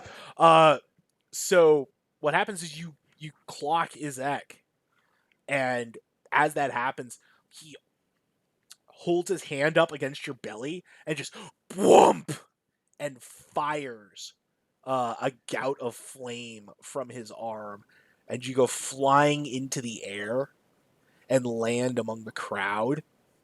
Well, something I gotta double check on here, because you are also injured, which is a problem. I did take 1 injury, yes. And so, what does it say when you're injured? I am tough and suffer no penalty from injuries. Oh, well, that's crap. And you spend in advance, you can erase the check. Yeah, You no, can that's no fine. longer compete when I have 3 injuries. Yep. I'm done when I have 3 injuries. So I'm like, So I'm a turtle. So after he shoots and he'll just gallop off into the audience and just keep lobbing shots at you, trying to focus on cracking your shell at this Oh, point. yeah. In the meantime, Buckshot has picked Bone Daddy up and whips him back towards the ring. And so Bone Daddy goes sprawling in, and Buckshot comes sliding in afterwards and goes for the cover. You get 1, 2, Romy. you kick out. And Romy, you're also a part of this match now as well, so because it's no disqualifications. And it's still for the tag team titles, so help us. And then Book will go ahead and swing you around towards the turnbuckle and come running at you and just bam, hit you with a lariat, and you kind of like rattle against the turnbuckle. And that is when I'm going to go ahead and pass things back to Bone Daddy. Okay. Bone Daddy cares now. Bone Daddy is pissed now. Bone Daddy is going to do his special move, I guess. Do I have a special move? Is that written somewhere, or do I just make it up? You can just make it up. It's fine. You can do a signature move. It's fine. Katana clothesline, obviously. No. Bone Tana. The Bone Tana clothesline. Bone Tana takes one of his arms off, holds it, and then in a flying sprint tries to deck him. Yeah. So what do I roll? Assisted arm lariat? I mean, it's his own body. It's let's legal. figure that out. That is Yeah, gonna be... what would I roll? So it's obviously a wrestling move. I feel like this is It gonna sounds be like a look work. to me. A look, actually. yeah. No, that's a look. Yeah, that's signature that's a move. look. Demonstrate your character through action or otherwise showcase your gimmick. Okay, yeah. So that is going to be 8. Nice. An 8. So you hit it pretty well. You can either retain control and transition into the next sequence, or hand me control again and give momentum. I'm gonna retain control. Seems like a good idea. And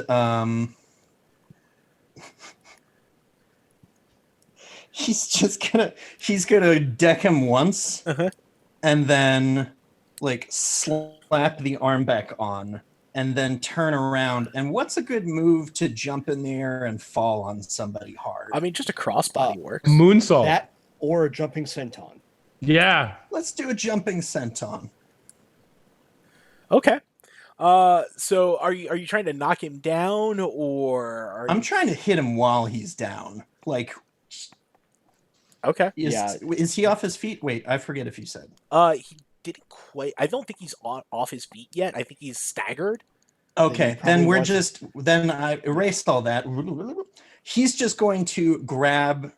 He's going to keep his arm grabbed and then come back at it again at the legs. Go for a sweep. Okay, that's still look though. I'll go for it. Okay. Romy's gonna jump in, grab the shoulders, and slam him down at the same time Nice. as his legs are swept out. I got a 7, but I botched. How did you botch? You don't botch on a 7. Oh, is botch not automatically on a 1? No. Botch is No, a that's- 6 under. Oh, okay, yeah, I got a 7 then. Yeah, no. Okay, so it's the same thing. You can still keep control, or you can hand control over, or you can pass control to somebody else. I'll pass control to Goldfangs here. Okay. Well, I helped him slam him down to the ground, so I'm gonna take that moment to be like, "Get the ref," and then I'm just gonna try and lay on top of him for a second. Okay. Or So, you go get the ref and then you can lay on top of him. Yeah. so you're trying to pull the ref. Because I don't know where he went right now. Did he follow Izek and Well, I mean, walk? yeah. Isaac and Bone Daddy are the legal men right now. So Isaac and Bo Daddy. It's okay. So how do you do? Oh no, you can't get the pin on that. No, so yeah, so I guess I'll. this is why I was going to say because the other guy has control of me right now. So Uh-huh. but- You guys are in control of the match, so. Okay. So what do you want to So do? instead, I'll just help Bone Daddy pin him down, or Just- I'll put Bone Daddy on top of him. You're gonna hold him down so Bone Daddy can I'll just jump like, in and take smash him in the control, and face? I'll put Bone Daddy on top of him, but then I'll just like sit on Bone Daddy, Okay. and I'll go like this at the ref, be like, 1, 2, 3, we're done. Give me I want to I think that's a look. That's a look. Okay, Definitely let's you try trying to showcase yourself here. Hold on, I'm gonna roll on Mhm. this real quick because I did it in real life on accident the last time. +2 to that. Yeah. Okay, so that is gonna be burp, burp, burp, burp, burp, burp, burp, burp. Got a lot of stuff here we're managing. So 7 + 2 is a 9. So you can either hand control over and gain a momentum or retain control. Would I hand it over to anybody? I would take control at this point. Oh no, I'll retain control then, and I'll take that moment to get up and run towards. I'll be like, "You've got this." I'll look at Bone Daddy and be like, "Yeah, you." And then I'm gonna run in towards Izek, and I'm gonna leap on his back again, try to get him off Waku Waku. Okay, so you're gonna try and get Izek off of Waku Waku. Okay. Mhm. Give me. How are you doing that? Are you just trying to pull him off, or? More or less just distract him for a minute so that Waku Waku can get up because he's just laying into a shell right now, right? Yeah, pretty much. Yeah, so I'm gonna do the girl thing where they grab their head and they're just shaking their hair like crazy. Yeah. So Okay. you can't really see if you're actually shaking his head or not. You just see my hair going crazy. Okay. Yeah. Go ahead and roll look for me again. Okay.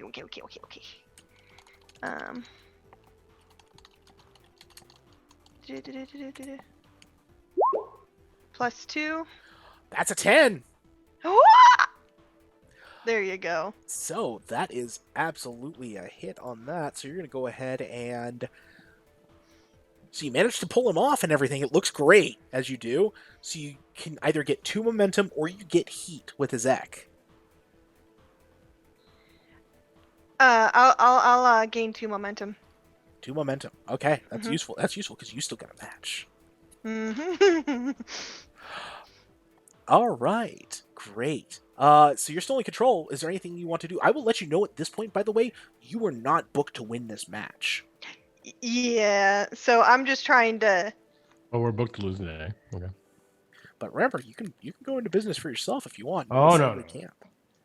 I'm a face. If I'm booked to lose this match, I'm losing this match. All right. Unfortunately, I kind of actually I look at like Gold Fangs in the eye, sort of like, but that doesn't mean that I can't go down looking like gold before I go down.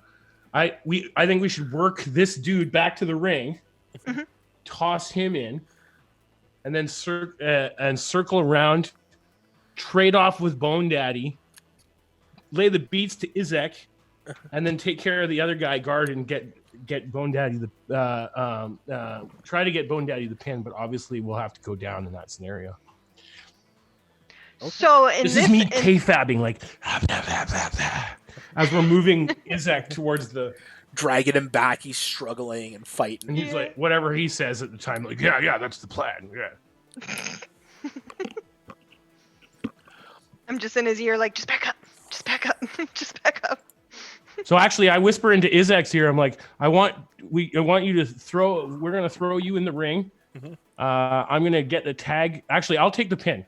Okay. I'll get the tag from Bone Daddy, and then you need to knock me around in the ring like a turtle shell. Like a pin. Okay. Yeah. So yeah, you managed to get him back in the ring.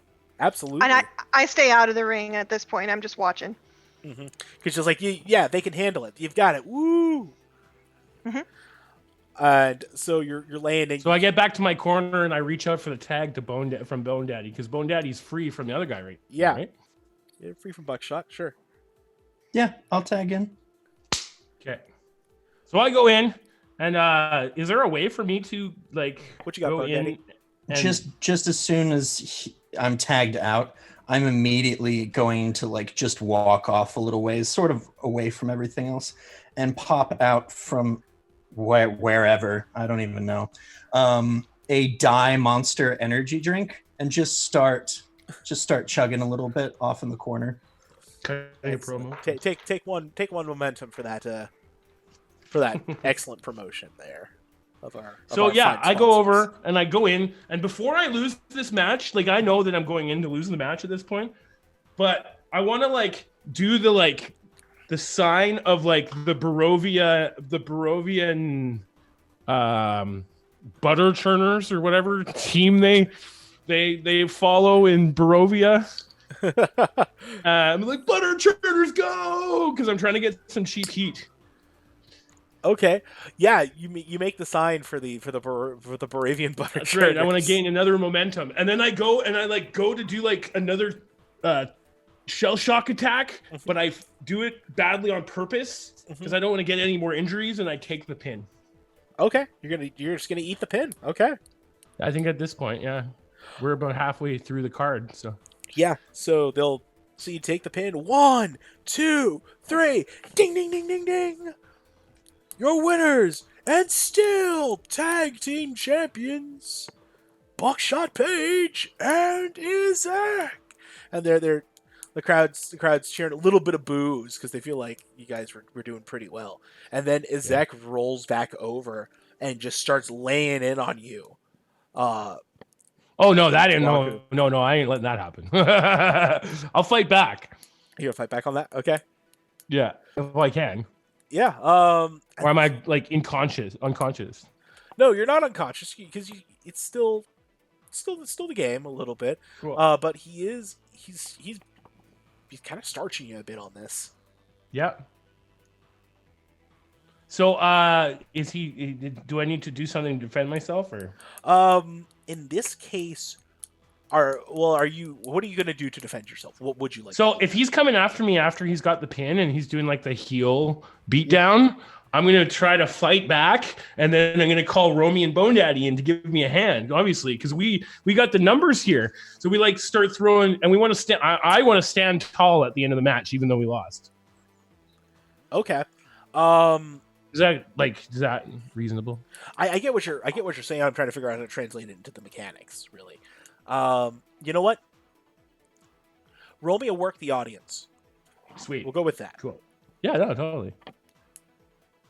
And I have a bonus, or I have a 0 to work, so that's cool. Oh, it's just plus 2d6. audience.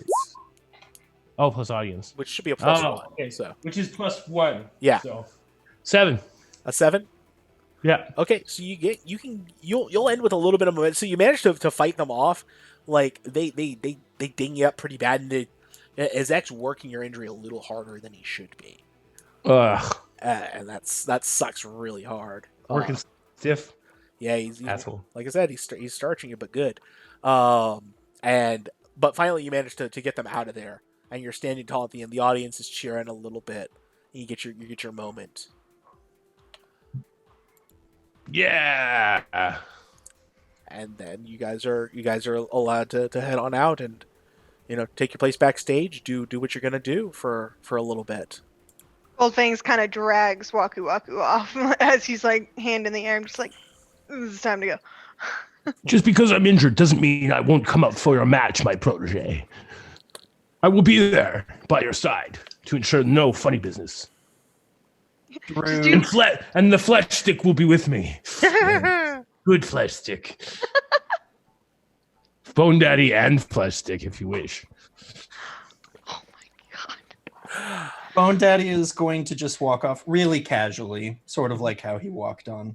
Mm-hmm. And the Die Monster energy drink will be spaced in his bony grip in such a way as to not block the lettering. You know what I mean? Yeah. Yeah, no, that's important. And I'm like, you know what, guys? We should form a stable. We should call ourselves the Edgelords of Barovia. Yeah. Bone Daddy. And the Edgelords of Barovia, yeah.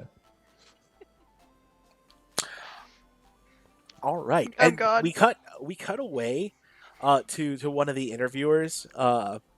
this lady, and she's there with Pixel. Pixel, Mhm. tonight you have a nightmare arcade match with Mr. Dream. How I, do you feel about that? well, I feel confident. The last time we fought, I taught him a lesson, and it seems like he's going to have to, like he hasn't learned from it. I'm just going to have to teach it right back to him again.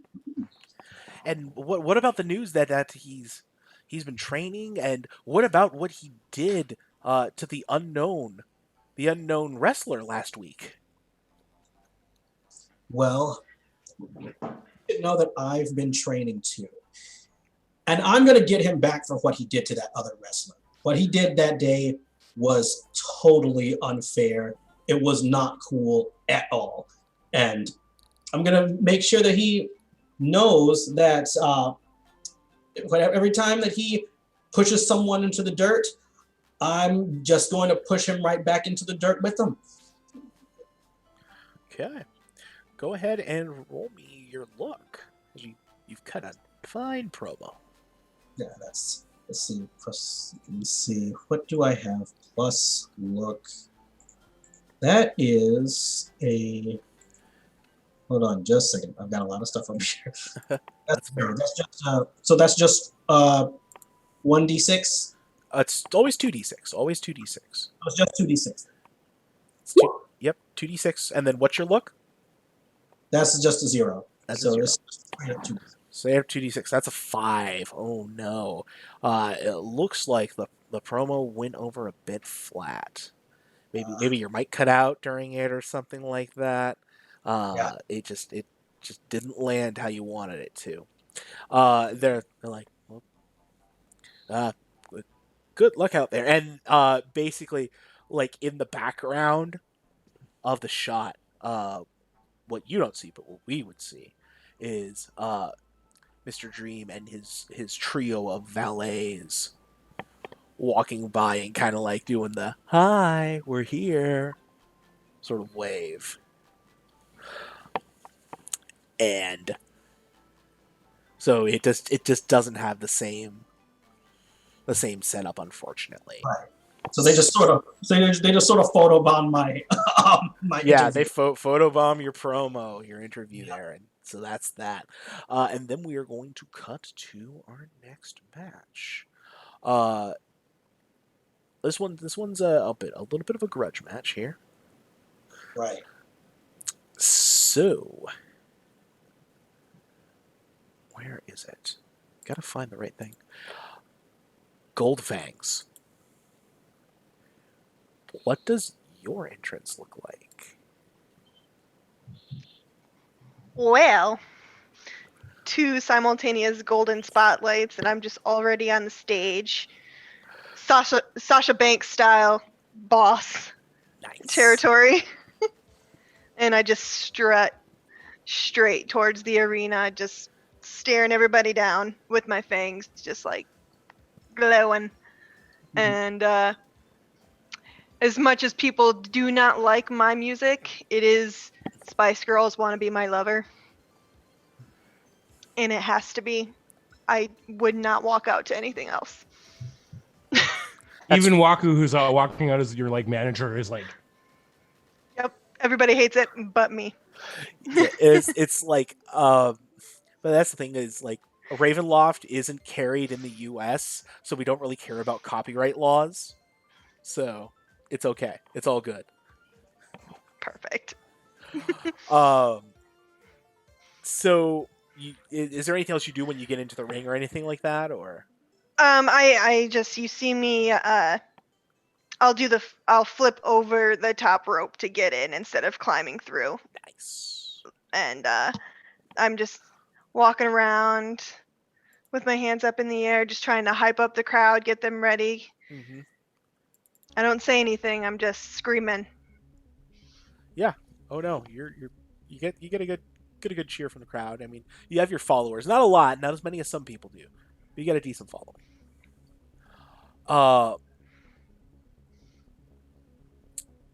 And then the music hits. It's this howl of a wolf.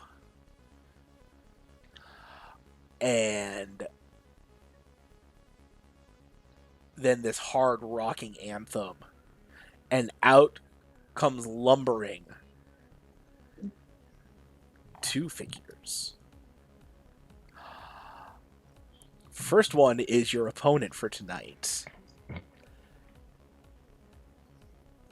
Hailing from Paradise City, the leader of the Wolf Pack, Nitro, being accompanied by Michelle.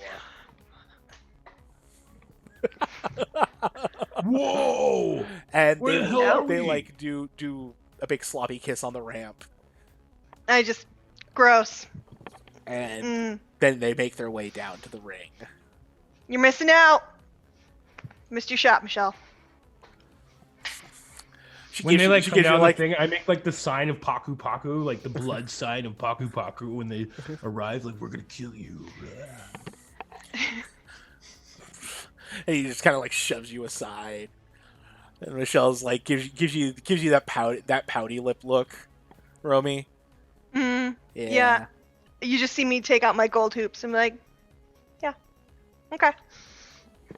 Okay. And I just look at Nitro. I'm like, Mhm. mine Michelle first. looks like Charlotte Flair, right? A little bit. Not Nice. A wolf Charlotte Flair. Yeah, Wolf Lady Charlotte Flair. Oh yes, that's awesome. I know it's so perfect. And so then I can do the claim on this also because there's Nitro. Nitro is Wolf Kevin Nash. Nice. Nice. Perfect. I just eyeball him and back into my corner, and I'm just like, And then you All had like right. the small replay of when Romy distracted the ref and let Arn get the win over Nitro a few weeks back in the lead up. I just wink at Michelle, be like, see? And the bell rings, and we're off. What are you doing? I immediately sprint at Nitro because I'm ticked that they came out together. Mm-hmm. Ticked. So, you're just gonna see me go run and lock with arms on shoulders, Yeah. and I'm gonna go for, if I can, I'm gonna try to get him into a DDT, but I don't know if that's gonna work or not. I mean, you can try. That's work. That's work. But you That's can do it. I'm gonna definitely try it because I want to hurt him hard first. So let's see if I can do that. DDT. Get him. Oh god. Roll it. And that's. Did it roll? I'm not seeing it. There we go. And that's -1. Oh no, that's a 5. I use my +2 momentum. Yeah, that'll bring it up to a 7 then. Mm-hmm. So you can either let control go and gain a momentum, or you can keep control. I'm gonna keep control. So he goes down a little bit? Yeah, so you knock him down a bit. Okay, then I'm gonna immediately stand up and just walk over to where Michelle's outside the ring and just look at her and just be like, "Oh, look what I did!" And then I'm gonna climb up Mhm. onto the ropes, Mhm. and I'm gonna do a backflip splash onto his back Yeah. In the meantime, he's or on actually his belly. he's gotten back up actually. So instead of Mhm. like doing like a moonsault onto him, what's gonna happen is you're gonna try to like crossbody him. Yep. So at Perfect. that point, I want to see that's still a work. We're still working at this Mhm. point. And with the boxcars, Heck yeah. good things happen with boxcars. So you can either get 2 momentum or you can get +1 heat with Nitro. I'll do the. You said +2 momentum. You can get momentum, but generally you want to get the way it works is you want to get heat to build up. Because That's true. Yeah. because that's how you get audiences, by getting heat. Okay, so yeah, I'll add heat to Nitro then. Okay, so you're currently at what heat did you start at with him? Did you have any? It didn't have any with Nitro. Okay, No. so you establish at 1 for coming Okay. to the party, and then you get another 1, so now you're at 2 heat. So the crowd's getting Sweet. more into the match, starting to get a little rowdy out there. And as soon as I stand up from that, I'm again just hyping up the crowd, Mhm. and And I start chanting, "Gold fags, gold fags, gold fags, gold fags," to try to get them hyped up more. yep. And then I'm gonna go and try to do a hold. What's it called when you pick up the legs and you bend them backwards? Are you doing a Boston Crab? Oh, Yeah, nice. Yeah. Or is it a lion tamer? No, it's totally a lion tamer. That's better. Oh, Lion I Tamer's like that. You want to do harder with Lion Tamer. Ooh, Lion tamer's brutal. it is. It's I'll do the lion tamer because I'm going for the pain. I'm Oh, going for the pain here. oh It's like boy. the Chris Jericho move where you like Yeah. step on their head and like bend their legs back. Oh man, that's rough. That's cool. I love it. I'm not saying that. Yep, just 'cause that's what I'm Jericho's going my for. favorite, but Is that another work? that is still work actually. Yeah, because you're showcasing your technical ability. And that's -1, so it's an 8. So it's an 8. So you're still hitting it pretty good. You like Nitro's helping sell. He's like, ow, oh, ow. And he's trying to get to the ropes. So do you want to retain control or do you want to give control? I'm gonna give control because I'm gonna get distracted by Michelle. Perfect. That is excellent. Yeah. So what happens is you're standing there and you Nitro's facing away. You're facing Michelle and she like gives you a look or something like that. And you're just like you break the hold. And you Yep, I go- break it, and I just kind of like. You see me just wanting to get like closer to her, basically. Yeah. And as you're doing that, Nitro comes around and gets his arms around your waist and just falls back and just tosses you back in a suplex. Ouch. And as you're sprawling, then he comes over and he puts the boots to you and just bubba, bubba, bubba, bubba. Focus on the match. Focus on the match. I play it out. I play it out like it's hurting hard. Yeah. And so he'll do that, then he'll pick you up and try and like clothesline you over the top. And rather than doing that, what'll happen is you're able to duck under, and that is where I will hand control back over to you. And he's been hitting hard. You can tell if he goes any harder, yeah, you're going to start getting hurt. Yep. As soon as I duck under it, then I'm going to do a double kick to his chest. I'm going to jump and Just press drop him kick away him. from me. Yeah, Yep. sure. So Okay. probably a power at that point. Oh no.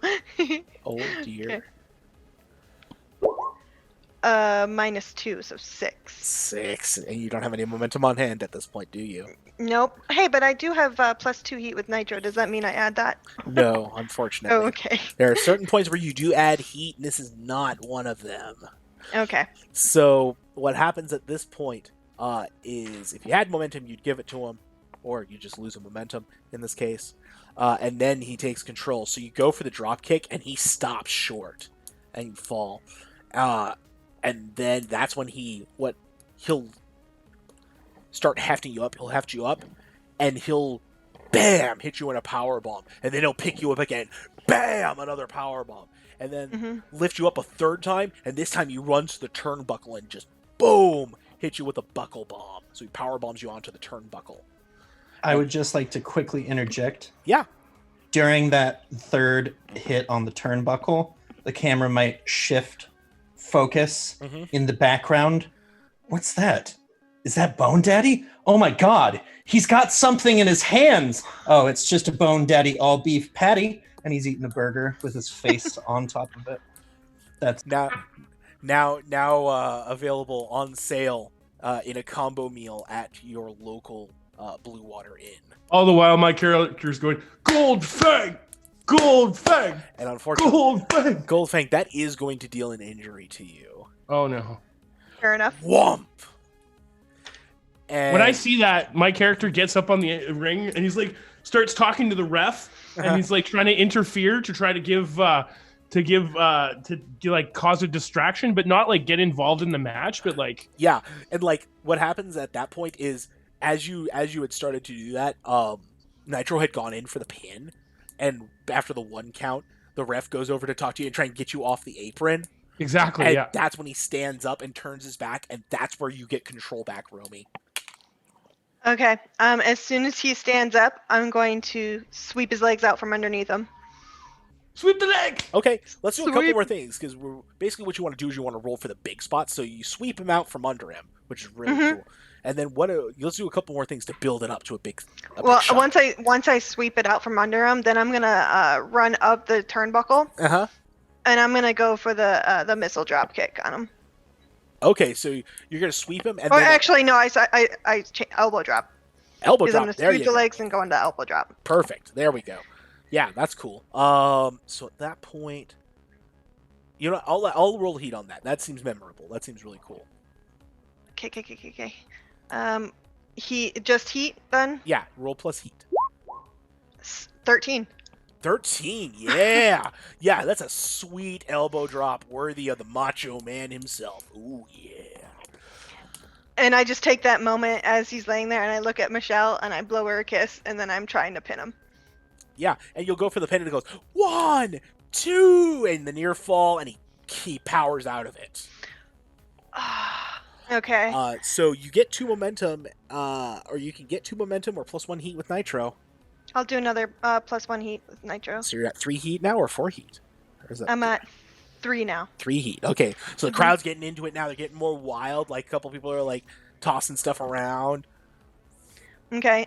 Well, if he's still on the ground after kicking out, then I'm gonna try and put him in a little lock. I'm gonna go for like a Kimura or something. I'll go for an armbar. Yeah. Yeah, so you put him in the armbar. Wow, Romy Goldfang's showing some serious technical chops here. The Fang statement. That's so true. The Fang Right. statement. And so yeah, she got him locked. You're doing that thing again where you've got him locked in. Is there anything you're doing with this sequence here, or is it just trying to punish?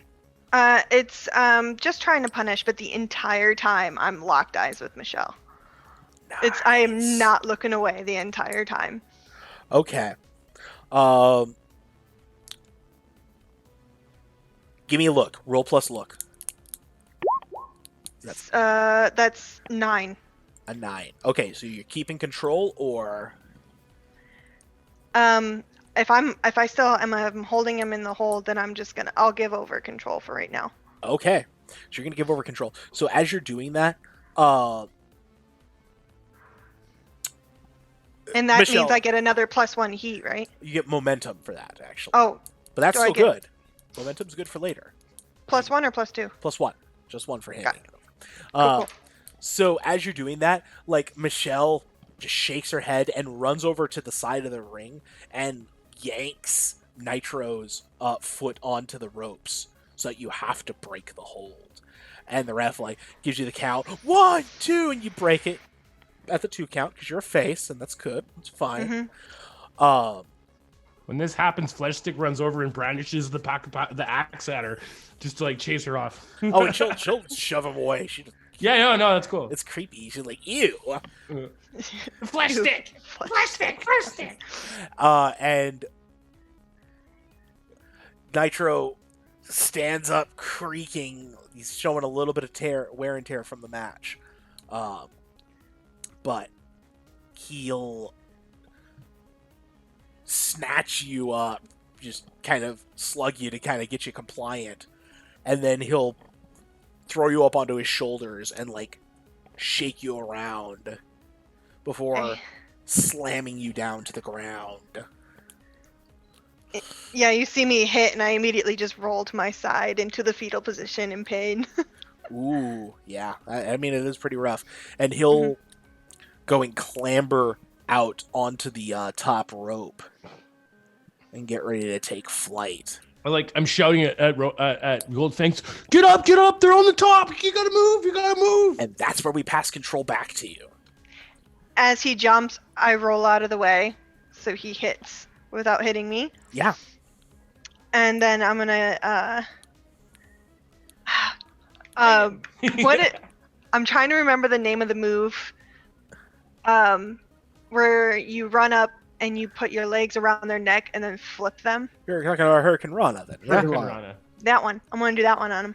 Nice. Because he's across the ring now after missing me, and I am at the turnbuckle, I turn and I run at him, Nice. and I just go to flip him. Yeah, you totally flip him, and he's like now he's sitting in the middle of the ring. And then, so I did flip him, and he's in the middle of the ring on the ground. Yeah, he's sitting up, but he's like sitting. Okay, well then what I'm gonna do is I want to finish him, but I want Michelle to watch me finish him. So it's gonna be a painful submission technique. You're gonna run in for the finish. Okay, so Kia let me tell clutch? you. I'm Yep. gonna tell you, you are not booked to win this match. However, you can break kayfabe Go into business for yourself. go into business for Oh. yourself and win the match. Oh, Yeah. I'm going to. I'm gonna try. I'm gonna try and put him into submission for sure. You hear Walker, like, do it. Okay, and what is your submission hold? What the clutch one? The That- coquina clutch. Yeah. Okay, so Oh, is the there? Do you have Chimera it? lock, you said. Well, Chimera lock's an arm bar, but we're talking about Oh, the whatever. coquina. Yeah. Yeah, you No, can go ahead. cookie clutch is a rear naked choke. to Yeah, put it it's in more like a terms. sleeper hold sort of thing. Yeah, I get him in a position where we're both like looking at Michelle, and I'm just going for the pain. Sweet. Okay, so you're gonna break the kayfabe on this, which is fantastic. So I need you to roll real. Would you go for the choke out? Oh god, and that's +0, but Can we give our momentum to other people? Nope. I have +1 to momentum, so That only makes But- that would only make it a 6. that would only make it a 6. So nope, that's all I got. So as you do that, he struggles. And you can feel him. You feel him start to go to sleep. He would if you could keep a hold of it. But that's when Michelle comes in and hits you with a knee. Oh no! Can I interrupt? There's interrupt. I gotta do my Okay. thing All here right. because actions have consequences, so I gotta do that. But you after this, you will absolutely get your thing. So she will knee you in the face, just not even a fake one like you normally Yeah. see. She just Mhm. flat out actually strikes you, and that'll cause another injury as you feel something like kind of like creak and snap in your snout there. Mhm. And she's going after you, and that's when I think Waku comes in as the villain. Okay, so I'm gonna do an interrupt. Yeah. And it says when you spend 1 momentum and narrate my interruption, I'm gonna run in Mhm. and just shell shock her off of Romy, but like in a way that knocks her out of the ring. hmm And if I can, give Romy control. Well, I mean, the match is going to be done because it's a disqualification at this point. Oh yeah, that's right. Whatever. Yeah, I'm gonna do she that she anyway. she It's blatantly okay. I'm not supposed to disqualified. win anyway. Yeah. Cool. Yeah, no, I'm gonna hammer into her and knock her off. Are you actually trying to injure, or are you just doing a wrestling maneuver? No. This isn't kayfabe. This is real. Okay. So yeah. So Romeo work real stiff. Somewhere in the back of my mind, whatever is going on here, Mhm. I'm remembering who this person really is. So, with my real like character. Yeah. Yeah. The dudes are merging. Come on. 8. And I'm spending the rest of my momentum, so I'll make that a 10. Okay. Ooh. And I probably don't have any heat with this character, so Well, you establish it at 1. 1. So 11. Well, you don't get a plus heat from that. It's real that you're rolling in this case. Okay, cool. So, Oh yeah, okay. So it's a 10, so you get to pick 2 from the 7 to 9 list. You can injure, the match ends in a no contest, or the opponent loses an audience. Yeah, no contest. No contest. Okay. And then Yeah. you get one other one. Do you injure or do you give them minus Injure. one? Injure. Yeah. So yeah. Oh, yeah. So you knock her out and she lands on the barricade wrong. You can tell. Bring the stretcher. And like the refs ringing the bell and the crowd's stomping and chanting. Goldfang's just rolling in pain and agony on the. And then I go check on her next. And the- Yeah, like And like Nitro's Yeah. like laying off to the side trying to catch his breath because he almost got choked out. I beat his ass, and I was gonna keep doing it too. You got like a little blood streaming out of your Mm-hmm. nose there. And I just let Waku Waku help me up. mhm. And And I like witch doctor her. Come, I use my witch doctor KFAB magic on her. In the meantime, they're like loading Michelle onto the stretcher just to be sure. Like she's trying to wave them off, but they're like, no, we got to check you out and that sort of thing. Is Romy like still awake? I'm awake. I'm just hurting. Blood's coming from my nose. You should go attack her again. Well, I'm gonna run at her like I'm No, you going should to, totally do it. but I'm not. I'm checking on her to see if she's okay. Yeah. And she'll like shove you away with a snarl. Well, and then as they pull her away, you just see me like, well, I won, so it feels like I won. And then I'll just walk off. Leaving Nitro just like I'm leaving him. semi-conscious as he's coming to. And take Waku Waku with me. And flesh stick. Don't forget the flesh stick. And Flesh Stick capers afterwards. And a little axe. He's like, ah! Arn, That's all I got.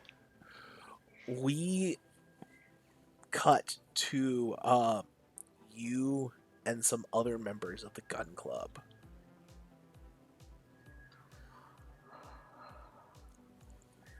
Arn. And like you've got one of the interviewers there. Arn, hey, can we get a word? We know you got to face Buddy again tonight. How are you gonna do? It's hell in a cell.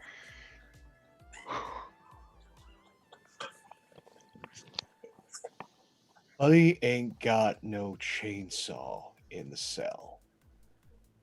Buddy ain't got no weapons in the cell. Buddy actually has to fight for once in his life. Once in his worthless life. The cell's an equalizer, folks. Doesn't matter his size. Big dumb brute can only fight with weapons. When he actually has to fight a technician in that cage with me, this isn't a fight. This is a slaughter. And I hope you enjoy every second of it. Because I'm going to. Yeah. And do the gun pose. Mhm. And in the promo. Yeah, and the others will pose with you at the end. Give me that promo cut, baby. Okay. So promo is look. Okay. Mm-hmm.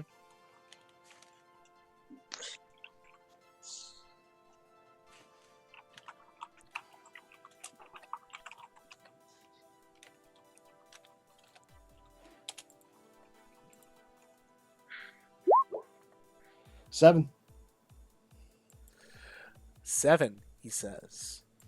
So with a 7, yeah, they'll be paying attention. So, you can get booked in a match. You can add a stipulation to a match. You can get a momentum, or you can get heat with Buddy. I'm going to get heat. We're going to start this thing at 3. Yeah, baby. All right, so we are working our way up the card here. Some more matches have gone on. The night is getting more rowdy, getting more raucous. And that's when they start wheeling the arcade machines in around the ring.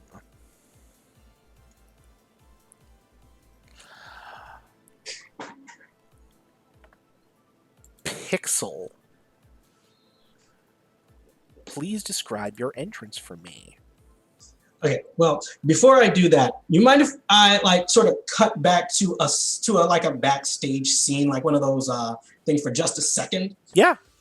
Okay, so we go back to a backstage thing, like right after Pixel's interview, and she goes back there, and like as soon as she gets somewhere where the cameras are not, and she just sort of like lets out this sigh.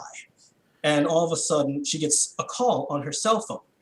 And this girl picks up and like, hey, Callie, what was that? You just like really zoned out in that interview back there. And so she's like, I can't help it, Becky. When they brought you up, they just called you that other wrestler. I just couldn't think about it. I just couldn't get my thoughts together. After what Mr. Dream did to you, look, Callie, you don't have to do this, but I have to. When he did what he did to you, that's the reason you're in the hospital right now. They said that you'll never fight again. I have to get my revenge on him for you. But Callie, look, he's just gonna mess you up just as bad as he did me. I don't want to see that happen to you. Well, if that's what it takes, I just have to make this right. He has to know that when he hurts my friends, he's going to pay for it. He thinks he's such a nightmare, but I'm going to be his worst nightmare. And she's like, Callie, don't! And she just closes the phone, and she goes right back out. And that would probably now I'm thinking does that have anything to do with me rolling on real? Because I have a +1 to real for my thing. Because I'm thinking, Well, I mean, that's one of two things. You're either cutting a promo or you're working the audience in those cases. So cutting a promo would be look, working the audience is audience. okay. Well, in that case, Unless you're trying to tell the truth. well, but that's the thing though. This whole thing was kind of off camera. So maybe I don't roll anything. Because this is just sort of a I mean, is it off camera though? true. True. I'll roll. Let's see, what do we have? I'm just gonna check my stats again. Yeah, that's fine. You said it's either look or audience? I would say it's either you're cutting a promo or working the audience. I'm inclined to say you're working the audience on this, personally. So that's just a flat 2d6, right? It's plus your audience. You should have a +1. You have a +1 to audience, because unless you're at 0, in which case you've done something bad. Okay. Well then I'll try to work the audience. Yeah. That's a 10. That is a 10. Great. So Plus- the audience feels for you. So you get 2 momentum from that. Okay, there's 2 momentum. So that's good. That's really good. Okay. So now we go back to Pixel's intro. What happens is the lights go dim. The lights go just dark. Suddenly, all the arcade machines and that huge TV thing that's over The Titantron. Yeah, great. I almost called it the Jumbotron, but I mean, it could be a Jumbotron too, depending on who you ask. well, yeah. It starts flashing these colors with all these little glitchy pixels all over it. But then all of a sudden, some arcs of lightning sort of shoot out of the TV, and one huge arc of lightning comes out and starts zipping all over the stadium. This arc of lightning is actually Pixel herself, who had just sort of come out of the TV like that. You know that show Captain In, the Game Master? She pulls one of those, and she just zips around and goes down onto the just beams right onto the ring in a sort of Mega Man laser beam coming down. And when she gets into the ring, she sort of waves at the crowd and does this sort of little dance, and she goes up, down, left, right, badass. And yeah, that's sort of her little intro thing. Approved. And yeah, so she's standing there in this battle stance, this really exaggerated anime/video game-esque battle stance, as she stares down the road to where her opponent is getting ready to come from. Yep. And the lights go out. And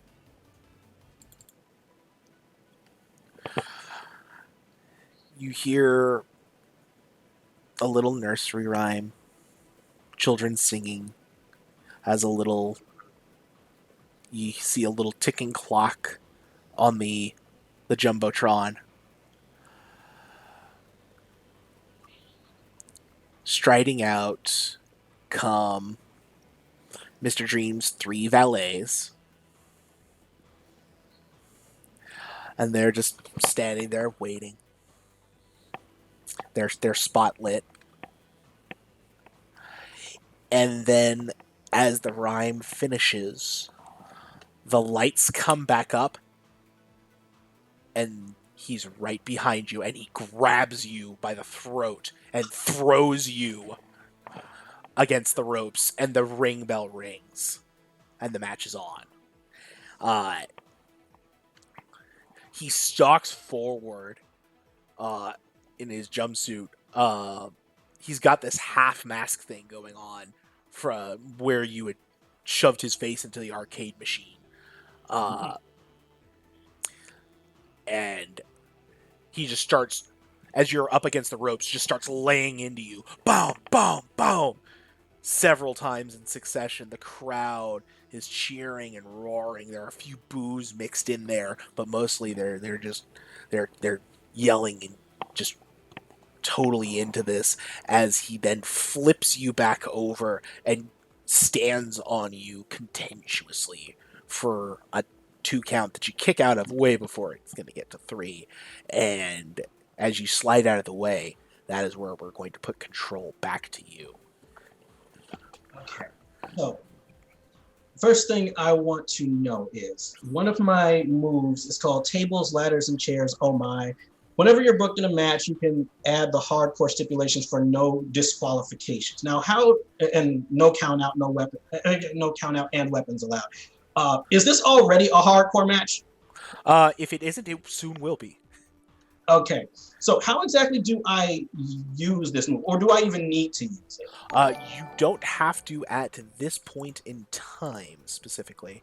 Okay. Great. Oh, and Christy, throwing a little bit of dosh in here.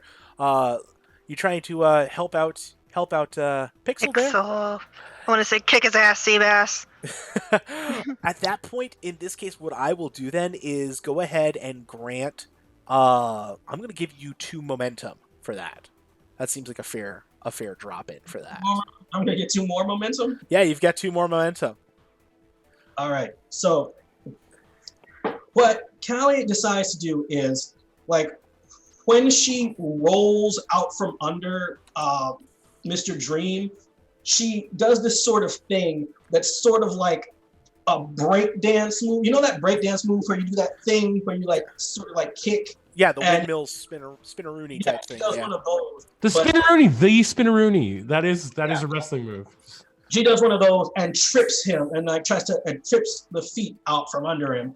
Okay. What do I roll for that, by the way? You don't roll until we get to a big spot. That's not necessarily a big spot for me at this point. We're going to do a couple more back and forth moves, and then we'll get to a spot. Right. So after like doing one of those and getting him like on the ground, she goes over to like the nearest corner of the ring that she can, as in enough time before he like fully stands all the way up. And then she like jumps in the air and attempts an elbow drop while he's down. Okay, that sounds like a move. That sounds like a spot to me. So let's go ahead and hit. That seems like a work to me. Okay, I have -1 to work, so that's 2d6 -1, right? Yep, that's what that means. That's a 5. That is a 5. And can I add my momentum to that? How much momentum would you like to add? 2. 2 momentum. Bring it up to a 7. Great. 7. So, at that point, would you like to keep control of the match, or would you like to hand over control and gain a momentum? I'll hand over control and actually no, that wouldn't be any actually yeah, I'll hand over control and gain a momentum. Okay, cool. So as you do that, you hit it, you hit the elbow drop, and then as you go in for the pin, he'll throw you off bodily after a 1.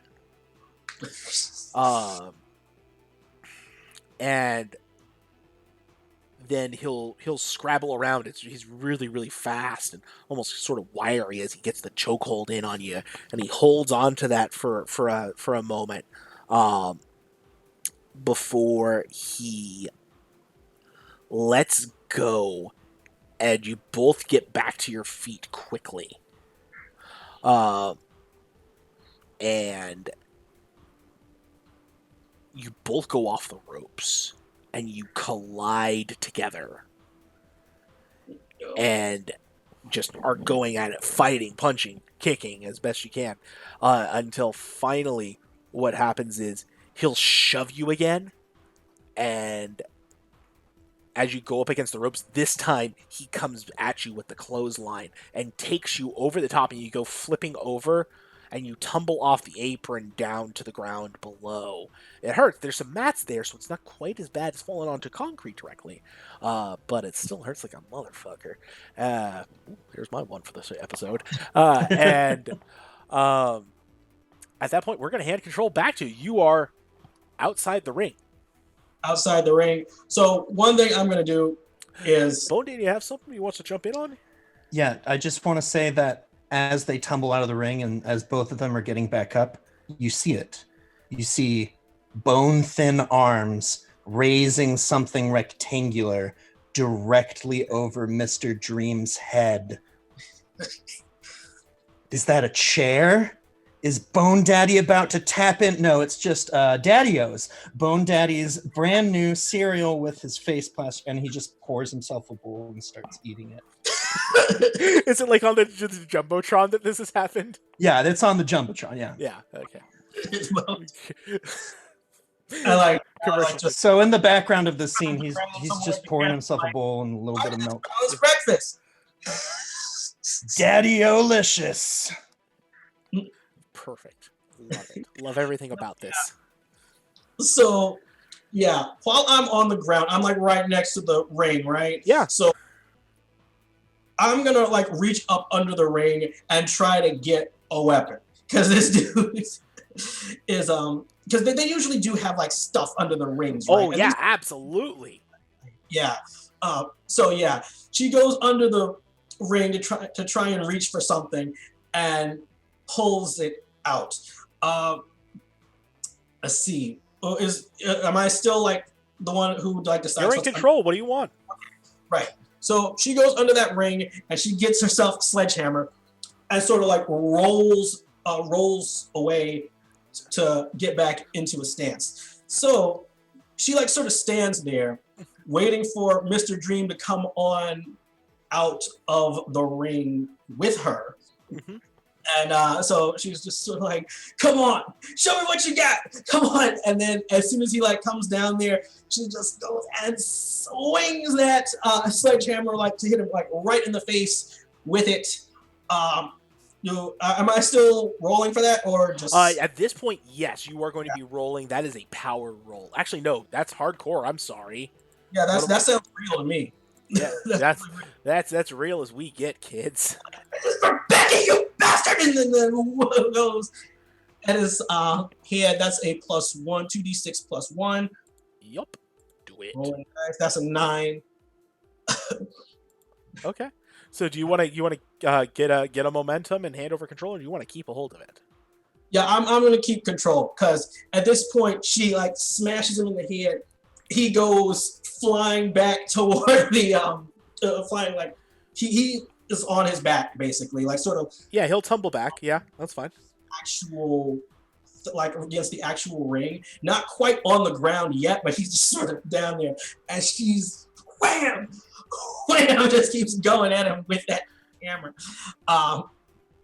Like as soon as she's like done with that, she like sort of actually hold on. I'm sorry. This is a 7 through 9 on the hardcore table. Slight difference. He will get control of the match. However, you do get to pick one. Someone gets injured, you get +2 momentum, or you get +1 heat. +2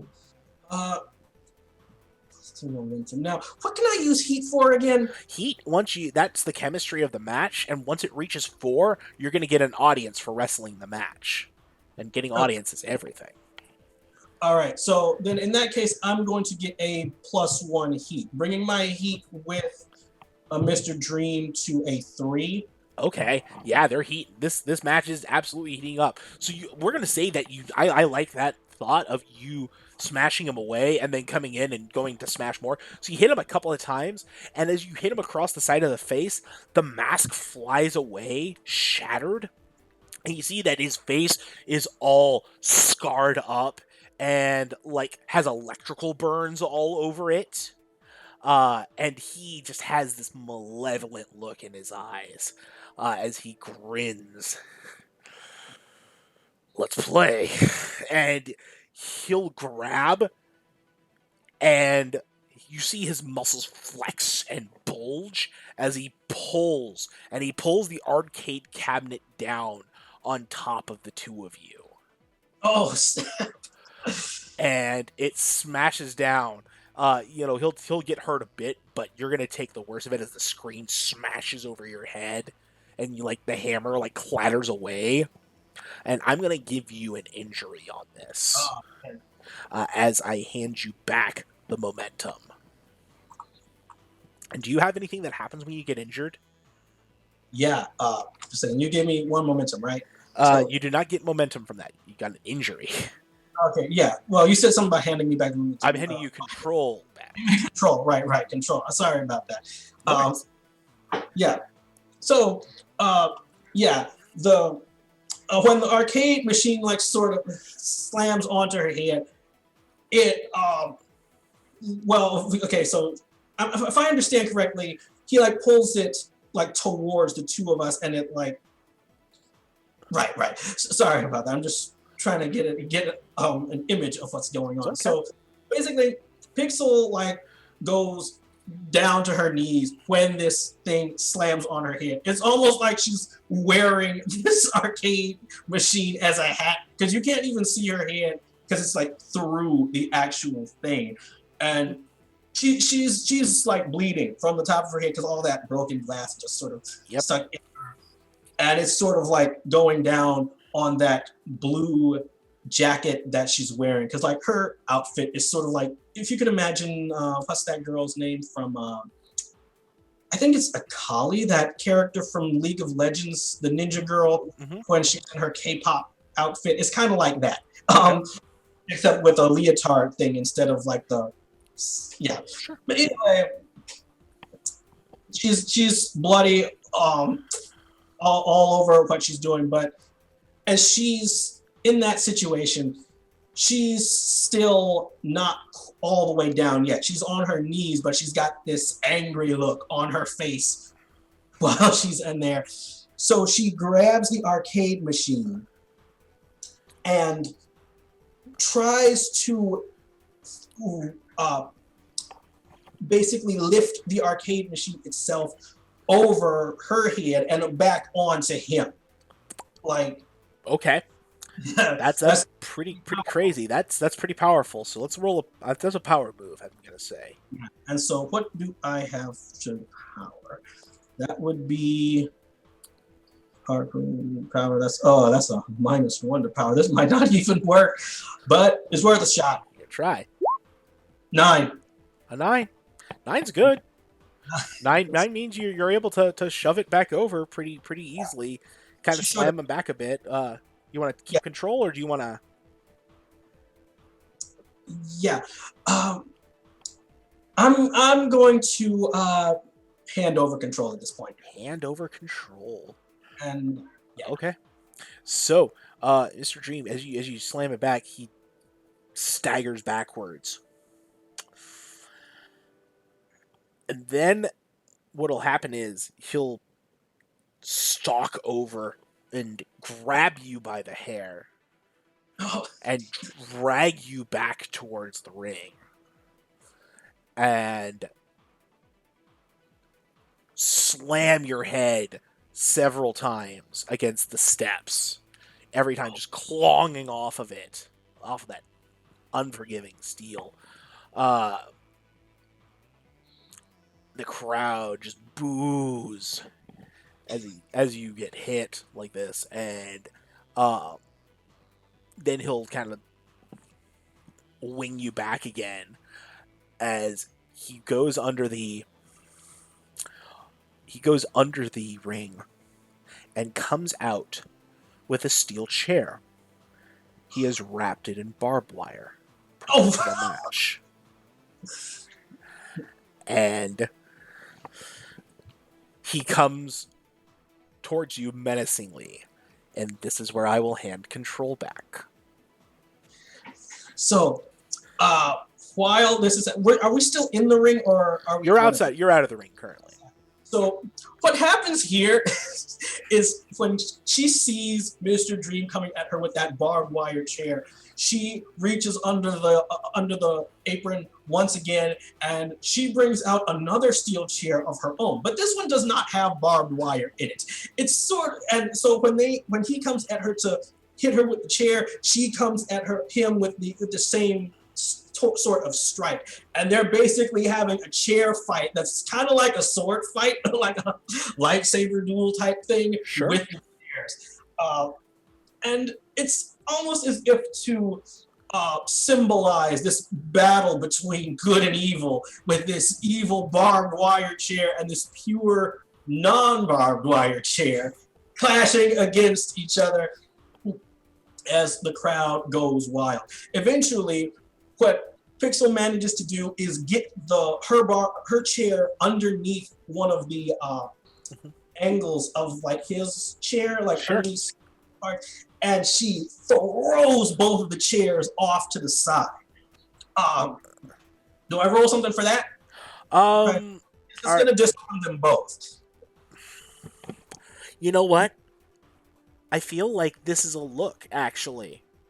I feel like you're demonstrating your character through action. Right.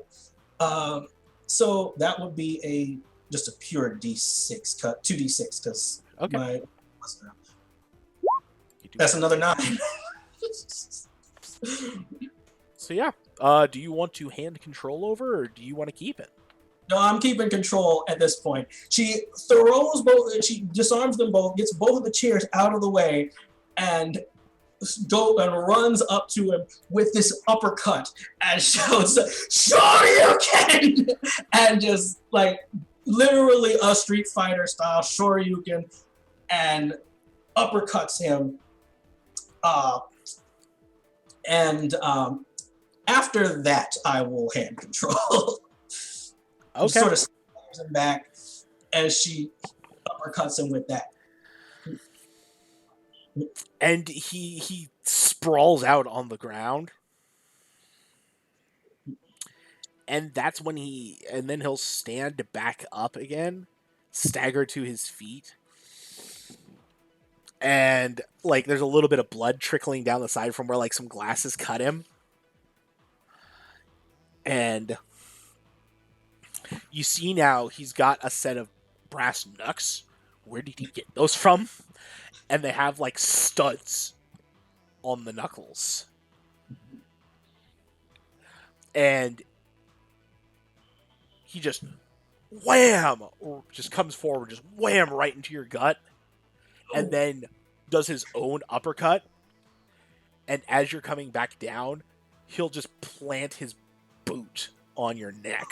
Oh, no. And this was none too gentle doing this. Oh, of course not.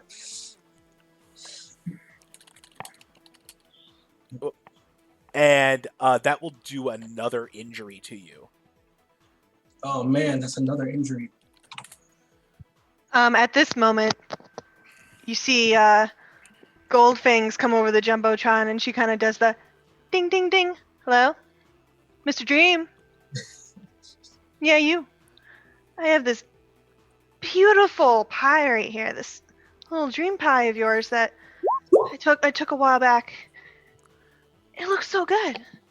And then I'm just gonna take a bite and distract him for a moment. And that will indeed distract him as you go to sleep. Come and get me. And we'll deal with that. We're going to deal with that in a second, because at this point, control is passed to Pixel. Right. Oh, somebody else has something else they're wanting to drop in on. So, what Pixel does is while Mr. Dream's foot is on her neck, she'll grab his leg and try to pull him in. Now, what's a good leg lock for me to get him into from this position?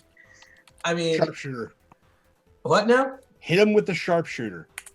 Okay, then yeah, she'll do a sharpshooter. I'm not sure what that is, but it sounds good. He'll throw it over and like put him into the sharpshooter on the outside, Or Right. around the ring post. or you can do it around the ring post. There's no disqualifications. So, Yeah, what exactly is that around the ring post? Again, I'm not very good. I'm not so very the ring post is the 4 ring posts sitting out that hold up the ring, right? And so Yeah. you're bending his legs around the ring, essentially twisting him into a pretzel and then locking it in. So it's like it makes it more painful. You are using a hardened lever on a leg lock, where if you apply enough pressure, something's going to give, and it ain't gonna be you. Yeah, so she does one of those things. Gets him in like one of those around the ring posts. And now with this move, you can easily really mess somebody's leg up with that, right? Yeah, do it the wrong way. Yeah. And so she was like, remember when you did this? Remember when you broke Becky's leg like this? So, it hurts, doesn't it? They give you a taste of your own medicine. So are you actually trying to hurt him? She's not going to actually try and really break his leg like Becky, like what he did to Becky. But she's going to come as close as she possibly can because she still doesn't want to cross that horizon, so to speak. Okay. She's going to... don't want to turn heel. She's not going to go heel yet. She's going to come close. Okay, that's absolutely then a I will say heat. Roll me heat on that.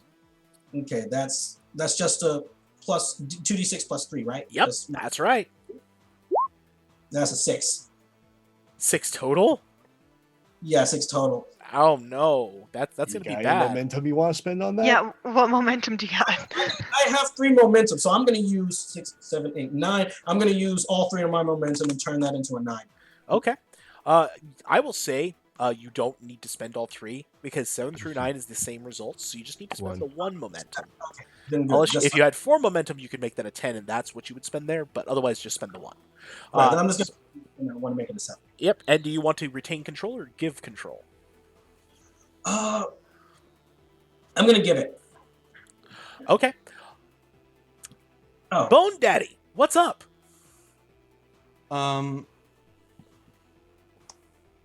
As Bone Daddy is eating a pizza with skeleton pepperonis, like on it, skull-shaped yeah, pepperoni. skull-shaped pepperonis.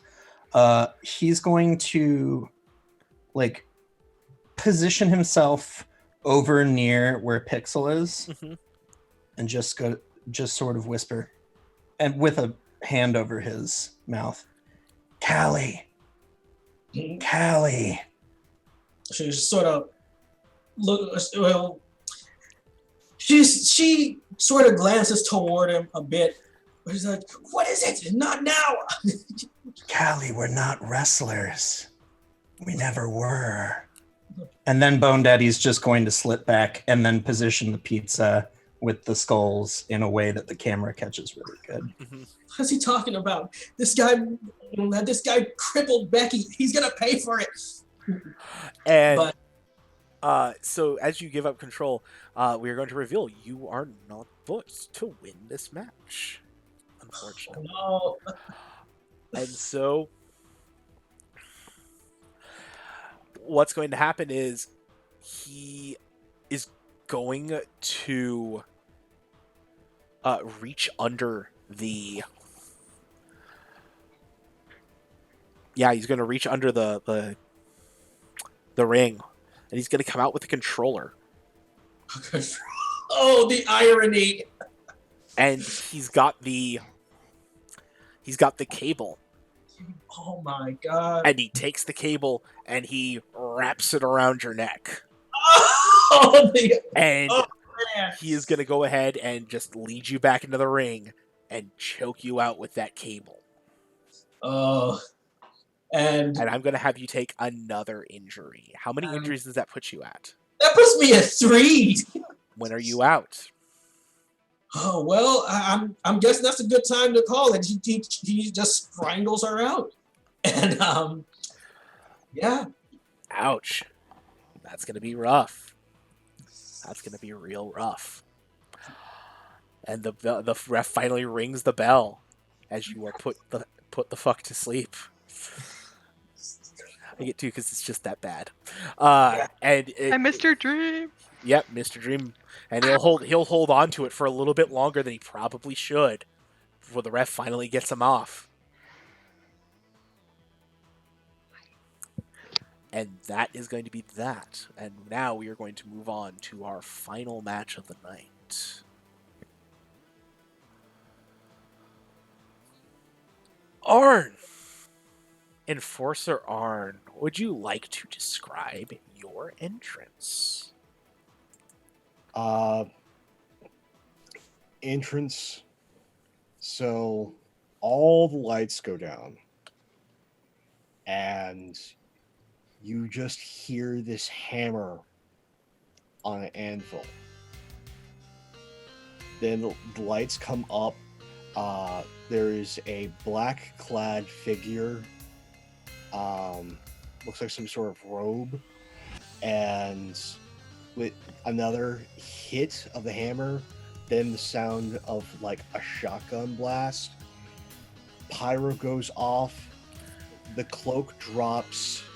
You see the Hawaiian shirt. You see the gun belt. You have the gloves, and just turns around and does the handgun towards the ring, and then just rushes down. Is anybody with Arn for this? No. That was one of the stipulations to get Buddy in the cell. None of the all the club members are barred from ringside. All right. So you run towards the ring. The cell has been lowered into place. For those not familiar with the Hell in a Cell stipulation, an enclosed steel cage has been lowered over the ring to enclose it completely. This does not mean that wrestlers won't be able to get out necessarily. However, that is the implication, that you settle your difference in the cell. So, Arn, is there anything you do once you get into the ring? Getting into the ring, the sunglasses come off, the gloves come off. You see that the wrists are taped up, and gets up onto the second turnbuckle ring. Does the 2-finger victory pose. Comes down, and then just sort of gets into like a little bit of a boxer's jog in place, waiting for Buddy to come out. But just right before you think Buddy's entrance is going to start, he's going to immediately slip out of the ring, pull a mic from underneath the apron, and just goes, "Hey, Baraveia. So, your favorite psycho, Baraveia's favored horse-headed son.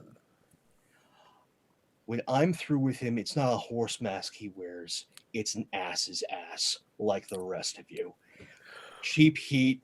Just throw the mic down. So I'll grab that momentum and then get back at the ring." Oh yeah, no man, they're like there are things like clattering against the side of the cell at this point. Like somebody threw a shoe. Who does that? Who throws a shoe? It was Bone Daddy. He threw a shoe. Was it Bone Airs? Yeah. Yeah, and it has like Bone Daddy's face underneath the heel. Yeah. And like one of Pixel's fans throws a little space invader. So yeah, as you do that, the it's just like this synthy soundtrack thing. That's the hook is basically like the horse neighing, and then it kind of like devolving, and then you hear like the sound of a chainsaw revving up as he runs in, and Buddy is Buddy. We all know him. We all hate him. That blue jumpsuit, that horse mask, some things are just universal. And he barrels in, sliding in to the ring, sliding in through the cell door. And as he comes up, Arn, he is right on top of you. And I will even hand you control to kick this off. Okay, yeah, no, he's right on me, gets like one good sucker punch in, throws me towards the ropes, run to the ropes and do a springboard crossbody immediately. Just right into him. It's a surprise for once, and we both go tumbling down. I immediately roll off of him, picking up some momentum as he's coming up. I'm getting up to the top turnbuckle, and then I'm going to turn around as he's just closing in on me and going to attempt a Meteora. Do it. That sounds like a work.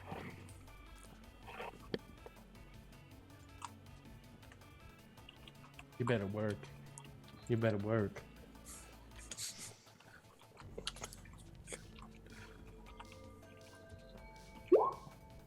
Eight. Eight is good. Do you want to keep it or throw it away? We'll keep that, and I'll keep control. Sure. Hit the Meteora, knock him over again. He immediately rolls back over and up, just kind of face him. I keep knocking this monster down. As he gets up, I'm there right behind him. I do a few setup kicks to the back of one of the calves. And as he's selling, I'm going to go in for a deep arm drag. Okay. Actually, I'm going to go in for a series. I'm going to try and Ricky Steamboat this motherfucker. There's my one. Yeah. And just go from one deep arm drag to another deep arm drag and do the Trinity. Yeah, I'm feeling like that's working. We're working still.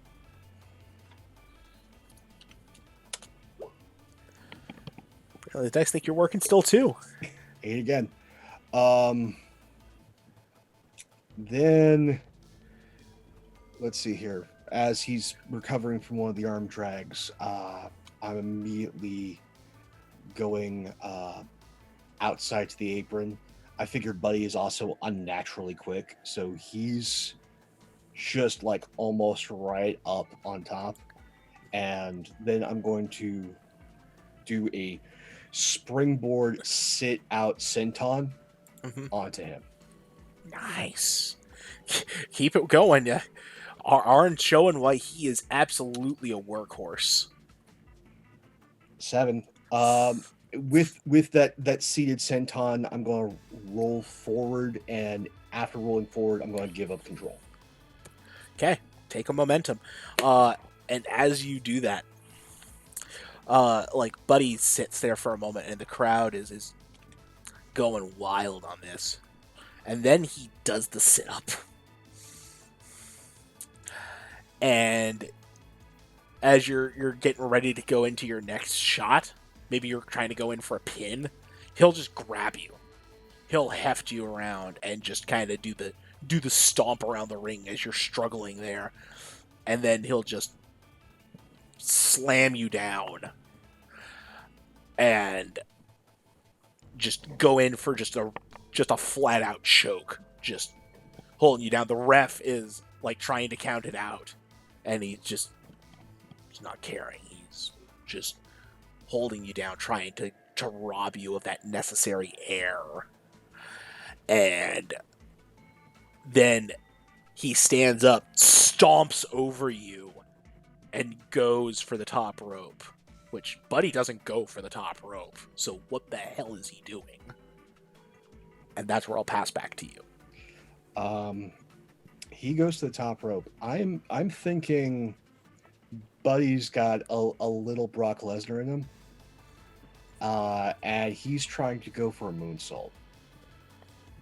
Okay.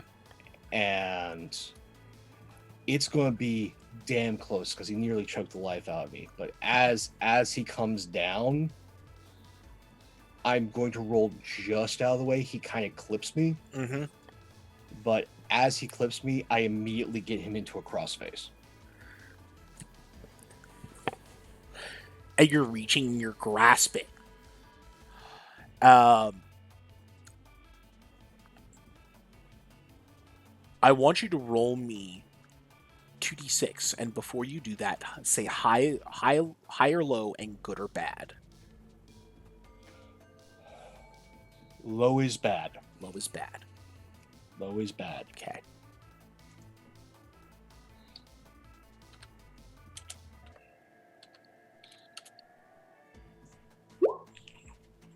Okay. No, you're fine. It's okay. You managed to keep a hold of things. You managed to keep the grip on him. You got the crossface locked in. But I'm going to get greedy. How greedy? He's not tapping. It's Buddy. Yeah. He's not tapping. I've got this thing wrenched in, but I'm going to get greedy. And in this moment, I'm going to try and work the crowd. As well as kind of in a way work Buddy. Mm-hmm. This is your favorite son, and then I'm going to try and take the horse mask off him. Well, I guess so much for that die roll. Yeah. Go ahead and work the crowd. Roll your work the audience for that. If you get that, and then I'll tell you what you get afterwards.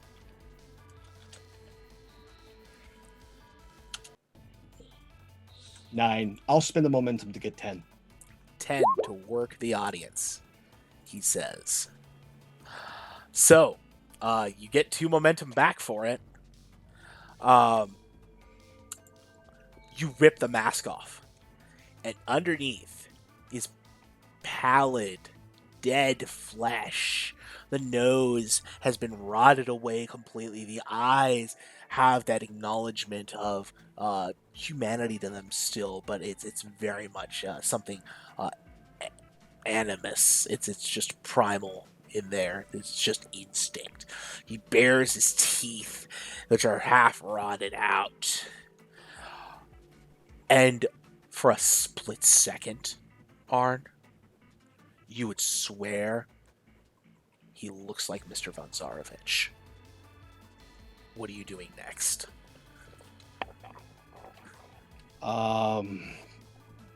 With that, I love wrestling and I love telling a story.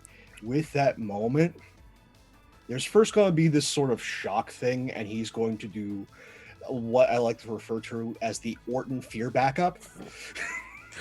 Fantastic. Where it's just this wide-eyed, no, this isn't what I was expecting. Backing up as Buddy can play to the crowd, and the crowd can see all of this. Buddy doesn't play. Okay. Once so the mask Buddy's... goes away, Buddy, and you back away, Buddy dives for the mask, and he's going to be coming at you hard and fast. Okay, he dives for the mask. Great. As he dives for the mask, that's my opportunity to immediately just go in as he's down for a knee drop bulldog. Mm-hmm. So I'm going to run, jump, drop my knee on the back of his head, and just drive him face first into the mask and the mat. Okay. I'm going to say... That's a power. I'm feeling like it's power. You're trying to knock him around there.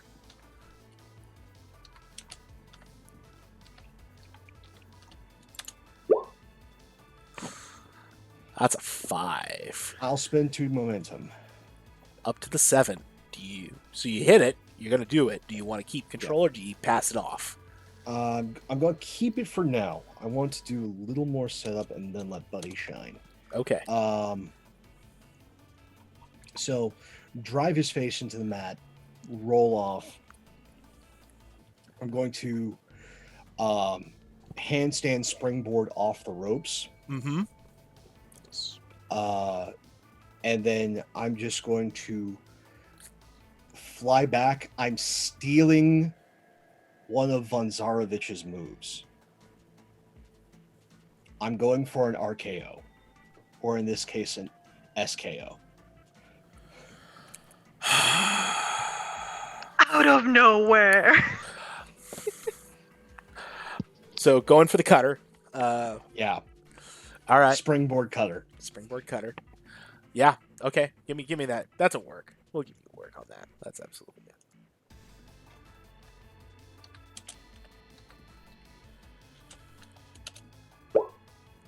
8. 8. You'll hit it. By the way, Yep. for the record, Mr. Von Zarovich's signature move is the SVZ, which is an STO variant. But go on. Okay. But I think this is a setup move. Yeah. Absolutely. So cutter him from out of nowhere. I'm going to give control. I'm going for the quick pin. Yeah. So at 1, he heaves you off. And you kind of have that, once more, that shocked look of, that should have at least gotten a 2 count. Almost. And he stalks over. The mask on again, but you can just feel his eyes through that mask boring into you. And he hefts you up with both hands, shakes you, and smashes you against the side of the cage, the side of the cell, and rakes you along, back and forth, before letting you drop and just clotheslining you against the cage again. And as he's done this, the trauma of it just raking it, because he's using that inhuman strength that he has, and he's going to inflict an injury on you with this. Oh yeah, we've got some color. Oh yeah. I think with all of this, not only am I bleeding from the front, but I have the banged back of head into pipe of cage. Sure. And so like I've got the crimson on the top of my head. I haven't gone the full Ric Flair crimson mask, but we're getting there. We can see it from here. Yeah, you're starting to notice this has gotten bloody. With that, now that we're outside the ring by the cage, in a moment where he's trying to come down, I'm gonna go just somersault between his legs. I'm going to grab and pull the ring steps. And I am just going to just leap and use the ring steps as an assist for a chop block. Yeah.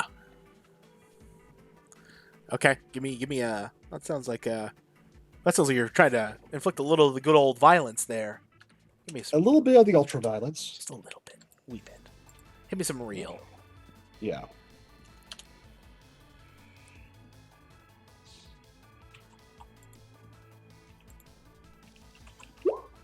Nine. Nice. So yeah, the crowd will absolutely pop as you do it.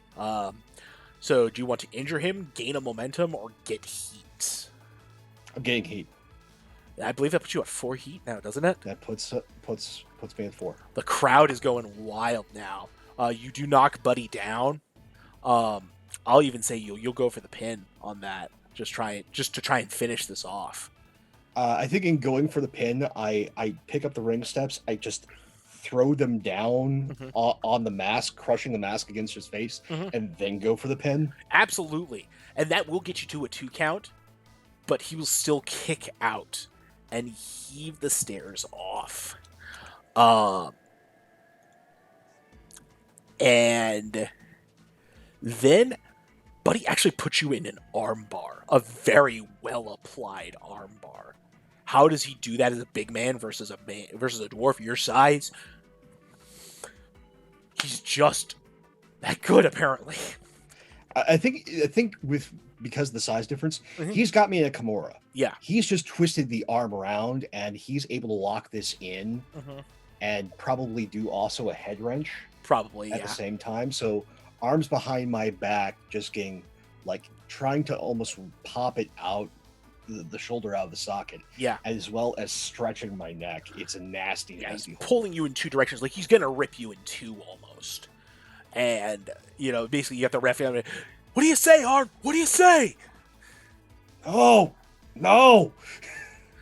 And eventually you manage to get to the rope, and the ref, even though technically you may not supposed to get a rope break, he'll give you the rope break on it. With that, we're going to, okay, I'm now surprised, I'm scared, and think the crowd's hot. Everything is going well and wrong at the same time. So we're going to get a little bit of classic Arn Buddy action as he chases me around the ring. I'm going to lead him on a good merry chase. Yeah. And then we're going to have the OMG moment. He's going to be right by the cage wall. Sure. I'm going to tope con hello over the ring ropes with him through the cage wall. Nice. Give me that heat roll. That's a heat roll, that is.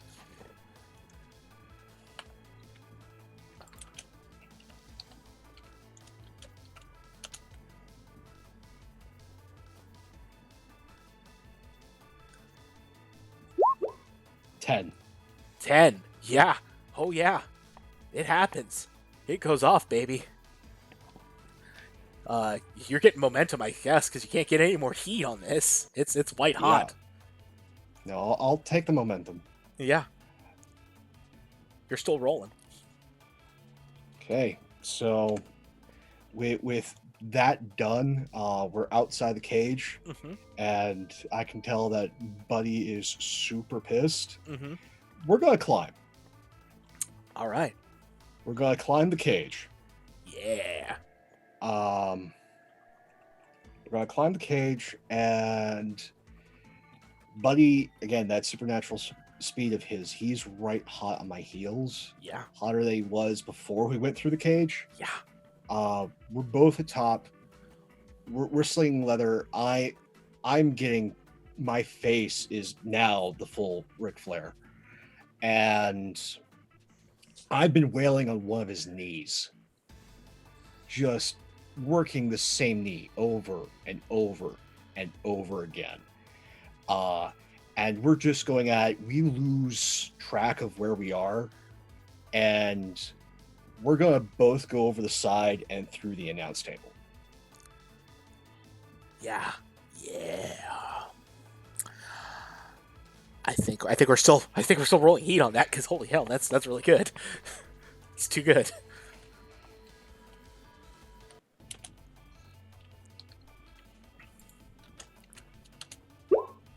$11. Yeah. You do. You go through the announce table, take it like a champ. The cushion even works like it should. So we both go through the announce table. I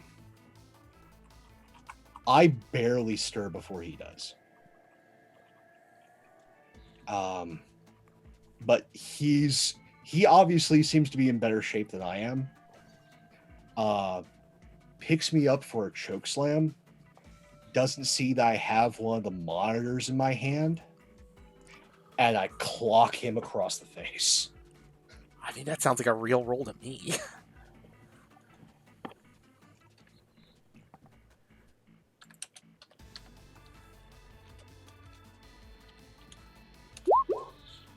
I'll spend 1 to make that a 7.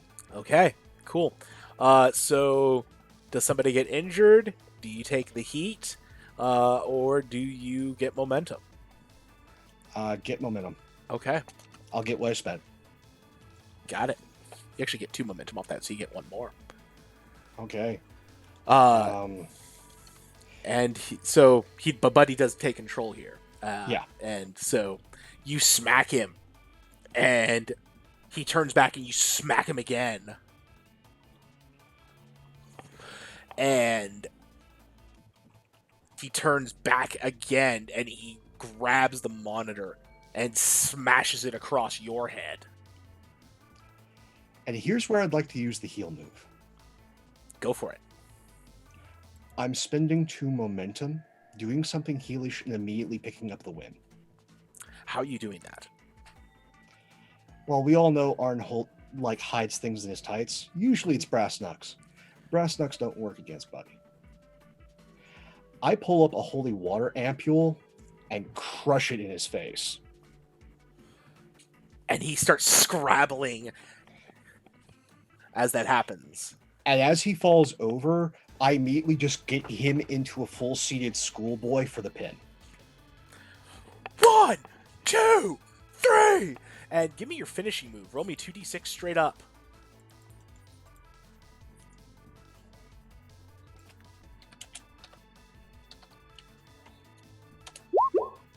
I'll spend 2 momentum. That takes it up to the 10 up? Yep. Okay, what happens on the 10 up? Okay. It's been a while since I looked at the finishing move section. Okay, so Looks like... finishing move. Game +1 audience. Yep, you hit your finisher clean, or in this case, you just got your win as you need it. Yeah. So So that immediately gets me through up to 3 audience, and we ended the match with 4 heat.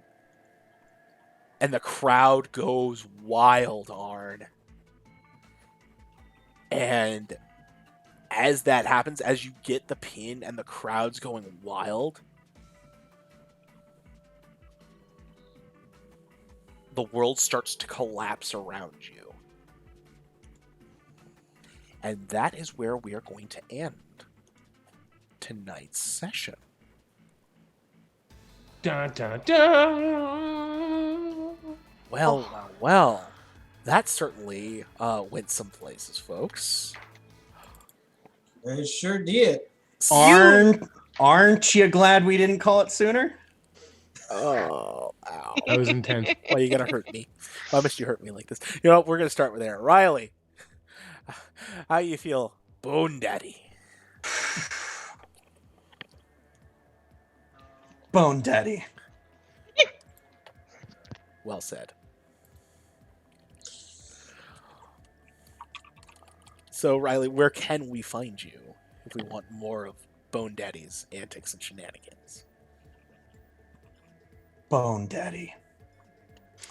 Well, you all heard it. Follow Bone Daddy. Awesome.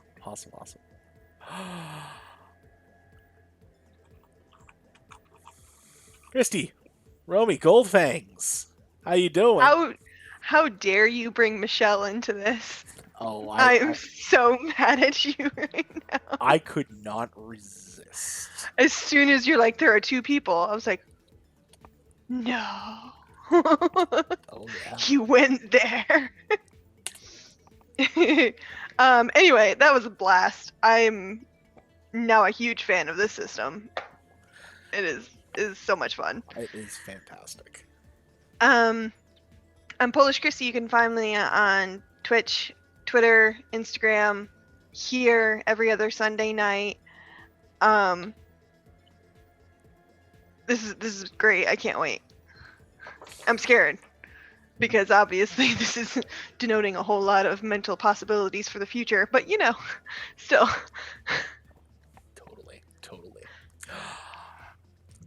Matthew, our witch doctor, Waku.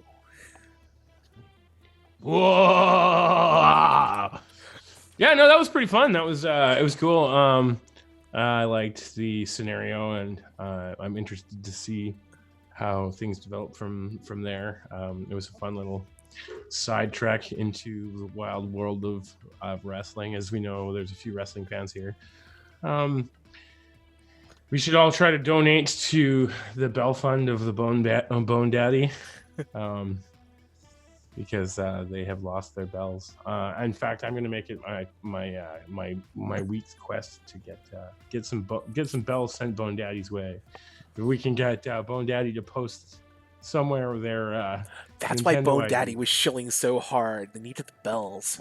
I feel like I want to make you the richest Animal Crossing player in the world now. Just because. Unironically, yes. Yes, that's what I mean. That's Like, why I actually was doing that, like mentally. That's why I started. So I didn't everyone know should know. Tom Everyone Nook that was a anyone wrestling watches fan. this show in the next while should send some bells, Bone Daddy's way. Wait, so like, are the new Animal Crossing games like? Do they have like online capabilities? Yeah, Sure do. So you yeah, can play with I'm friends. Matthew. 5 companions. You can still find me running games online for the Vancouver D&D Collective. We got a Discord. We're running our games on Discord these days, as we all know. We're up here. We're doing some pretty serious social distancing stuff. I don't know how you guys are down there, but up here we are socially distant. I haven't been to the office in 2 weeks. We're only allowed to buy one toilet paper and one thing now. We're only, it's pretty cool. Day 17. Yeah. Good stuff. Good stuff out there. But yeah, so that's me. Thank you. I'm running a game tomorrow, actually. Hey, that'll be fun. Anybody join in on that, or is it just yeah. Well, anyone could really. It's just like you got to go to the right place? Adventures League. Mm-hmm. DM me. Get in my DMs. You know what I mean? Hey, Corey, how did it feel to step into the boots of Pixel for a night there? Yeah, that was awesome. As I said before, I have never really been much of a wrestling fan, but now this has kind of piqued my interest. So we'll see where it goes. Hail and sacrifice, new converts. Well, yeah. Anyway, I'm Corey Sparks, also known as Hyperlight Sparks. You can catch me on YouTube at Corey Sparks or on Twitter at Hyperlight Sparks 1. Yeah, this was awesome. Fantastic. And last but never ever the least for anybody, Hope Arn bringing down the house with that finale. You put me on last. I had to pull something out. I mean, I even let you go Broadway, man. Come on. But God, this game just when you think it's peaked, it just keeps going. Hey everybody, it's Pope World Bill on Twitter, Pope World Bill on the Twitch. I lurk in all your streams. If you want to see more of this ridiculous face, you get a couple opportunities throughout the week. On both this Wednesday and Thursday, I'm going to be over early, 11 a.m. Eastern, on Praxagoria Thesmophoria. Got it in one. Welcome, D. Channel. As she continues her series of classics on Twitch. If you love yourself some old school theater, we're talking Shakespeare, Greek, Jacobean, Elizabethan. Didn't you do Antigone last week? She did Antigone. She's got Phaedra coming up this Tuesday, and then this Wednesday starts the Roman trilogy of Julius Caesar. We're starting with Coriolanus, Julius Caesar. I'll be in both of those. And then Antony and Cleopatra cleans up the week on Friday. So if you just need something to listen to get through your day, doing your chores, whatnot, throw on Twitch, join us there, hear some amazing theater. And then just, again, Twitch is this amazing community. Tune in. I know we're in a spot, but again, distract yourself how you need to. Take care of yourselves. Know that you're loved. We love having you here. You're as much part of the story as we are. Whether you're watching live on VOD, on YouTube, you make this happen. Thank you so much for being with us. Take care. Stay safe. Love you all. See you soon. Thank you so much. Well, and yeah, seconding on the Twitch Classics. I can't be there because unfortunately I still have to work from home for a living. Otherwise, I got invited to it, and I'd be doing it, with all my ever loving blue heart there. But not going to happen. So instead, I get to listen, and you should be listening too. It's so great, and there's so many wonderful people still putting out content in this time. There's everything Tales from the Grim does. People over at Off the Table, Encounter Roleplay, and LFM agency with Veiled Alliance. There's just several different friends that put on shows throughout the week and keep up on Twitter and whatnot to see everything that everyone else is doing. Just there is so much out here, a whole universe to find if you go looking.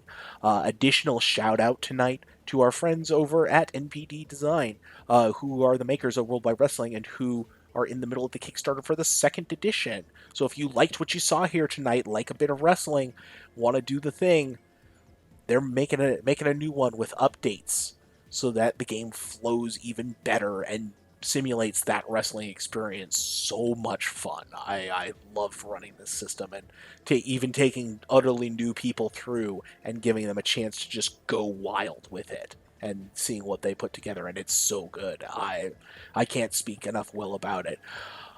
Otherwise, me, I'm Matt, the Killer GM, at the Killer GM on Twitter. I do this every other Sunday with these wonderful people putting together our Retroverse remix of The Curse of Strahd. We'll be back to it here in the next little bit, back in the lands of Baraveia, where we see the fallout. What the hell just happened here? Why this was what it was. Otherwise, also next week in the morning, fairly early, I think it's 8 a.m. my time because I'm a masochist.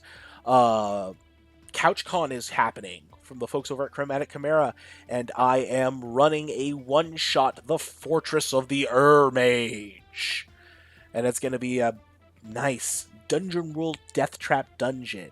Dungeon World's the same engine that Worldwide Wrestling runs on, so it's 2d6 plus modifiers, lots of narrative gribbly bits for you to hook into. It's all good stuff, so show up then. Check us out when you can. We'll have some more promos throughout the week. Probably throw up a couple of things to get people going and whet the appetite on that. So pay attention to the Twitter for more info on that. Otherwise, stay tuned with us here. We love you. Thank you so much for tuning in, whether you're watching on VOD, YouTube, you're subscribing, doing whatever it is. We love having you here. We want to see you come back again. So let us know that you like what you see so we keep doing more of it. Otherwise, we're going to let it go down for tonight, send you out. And as we always see here at the Killer GM, with us, you can bet your life on it. Have a good night, folks.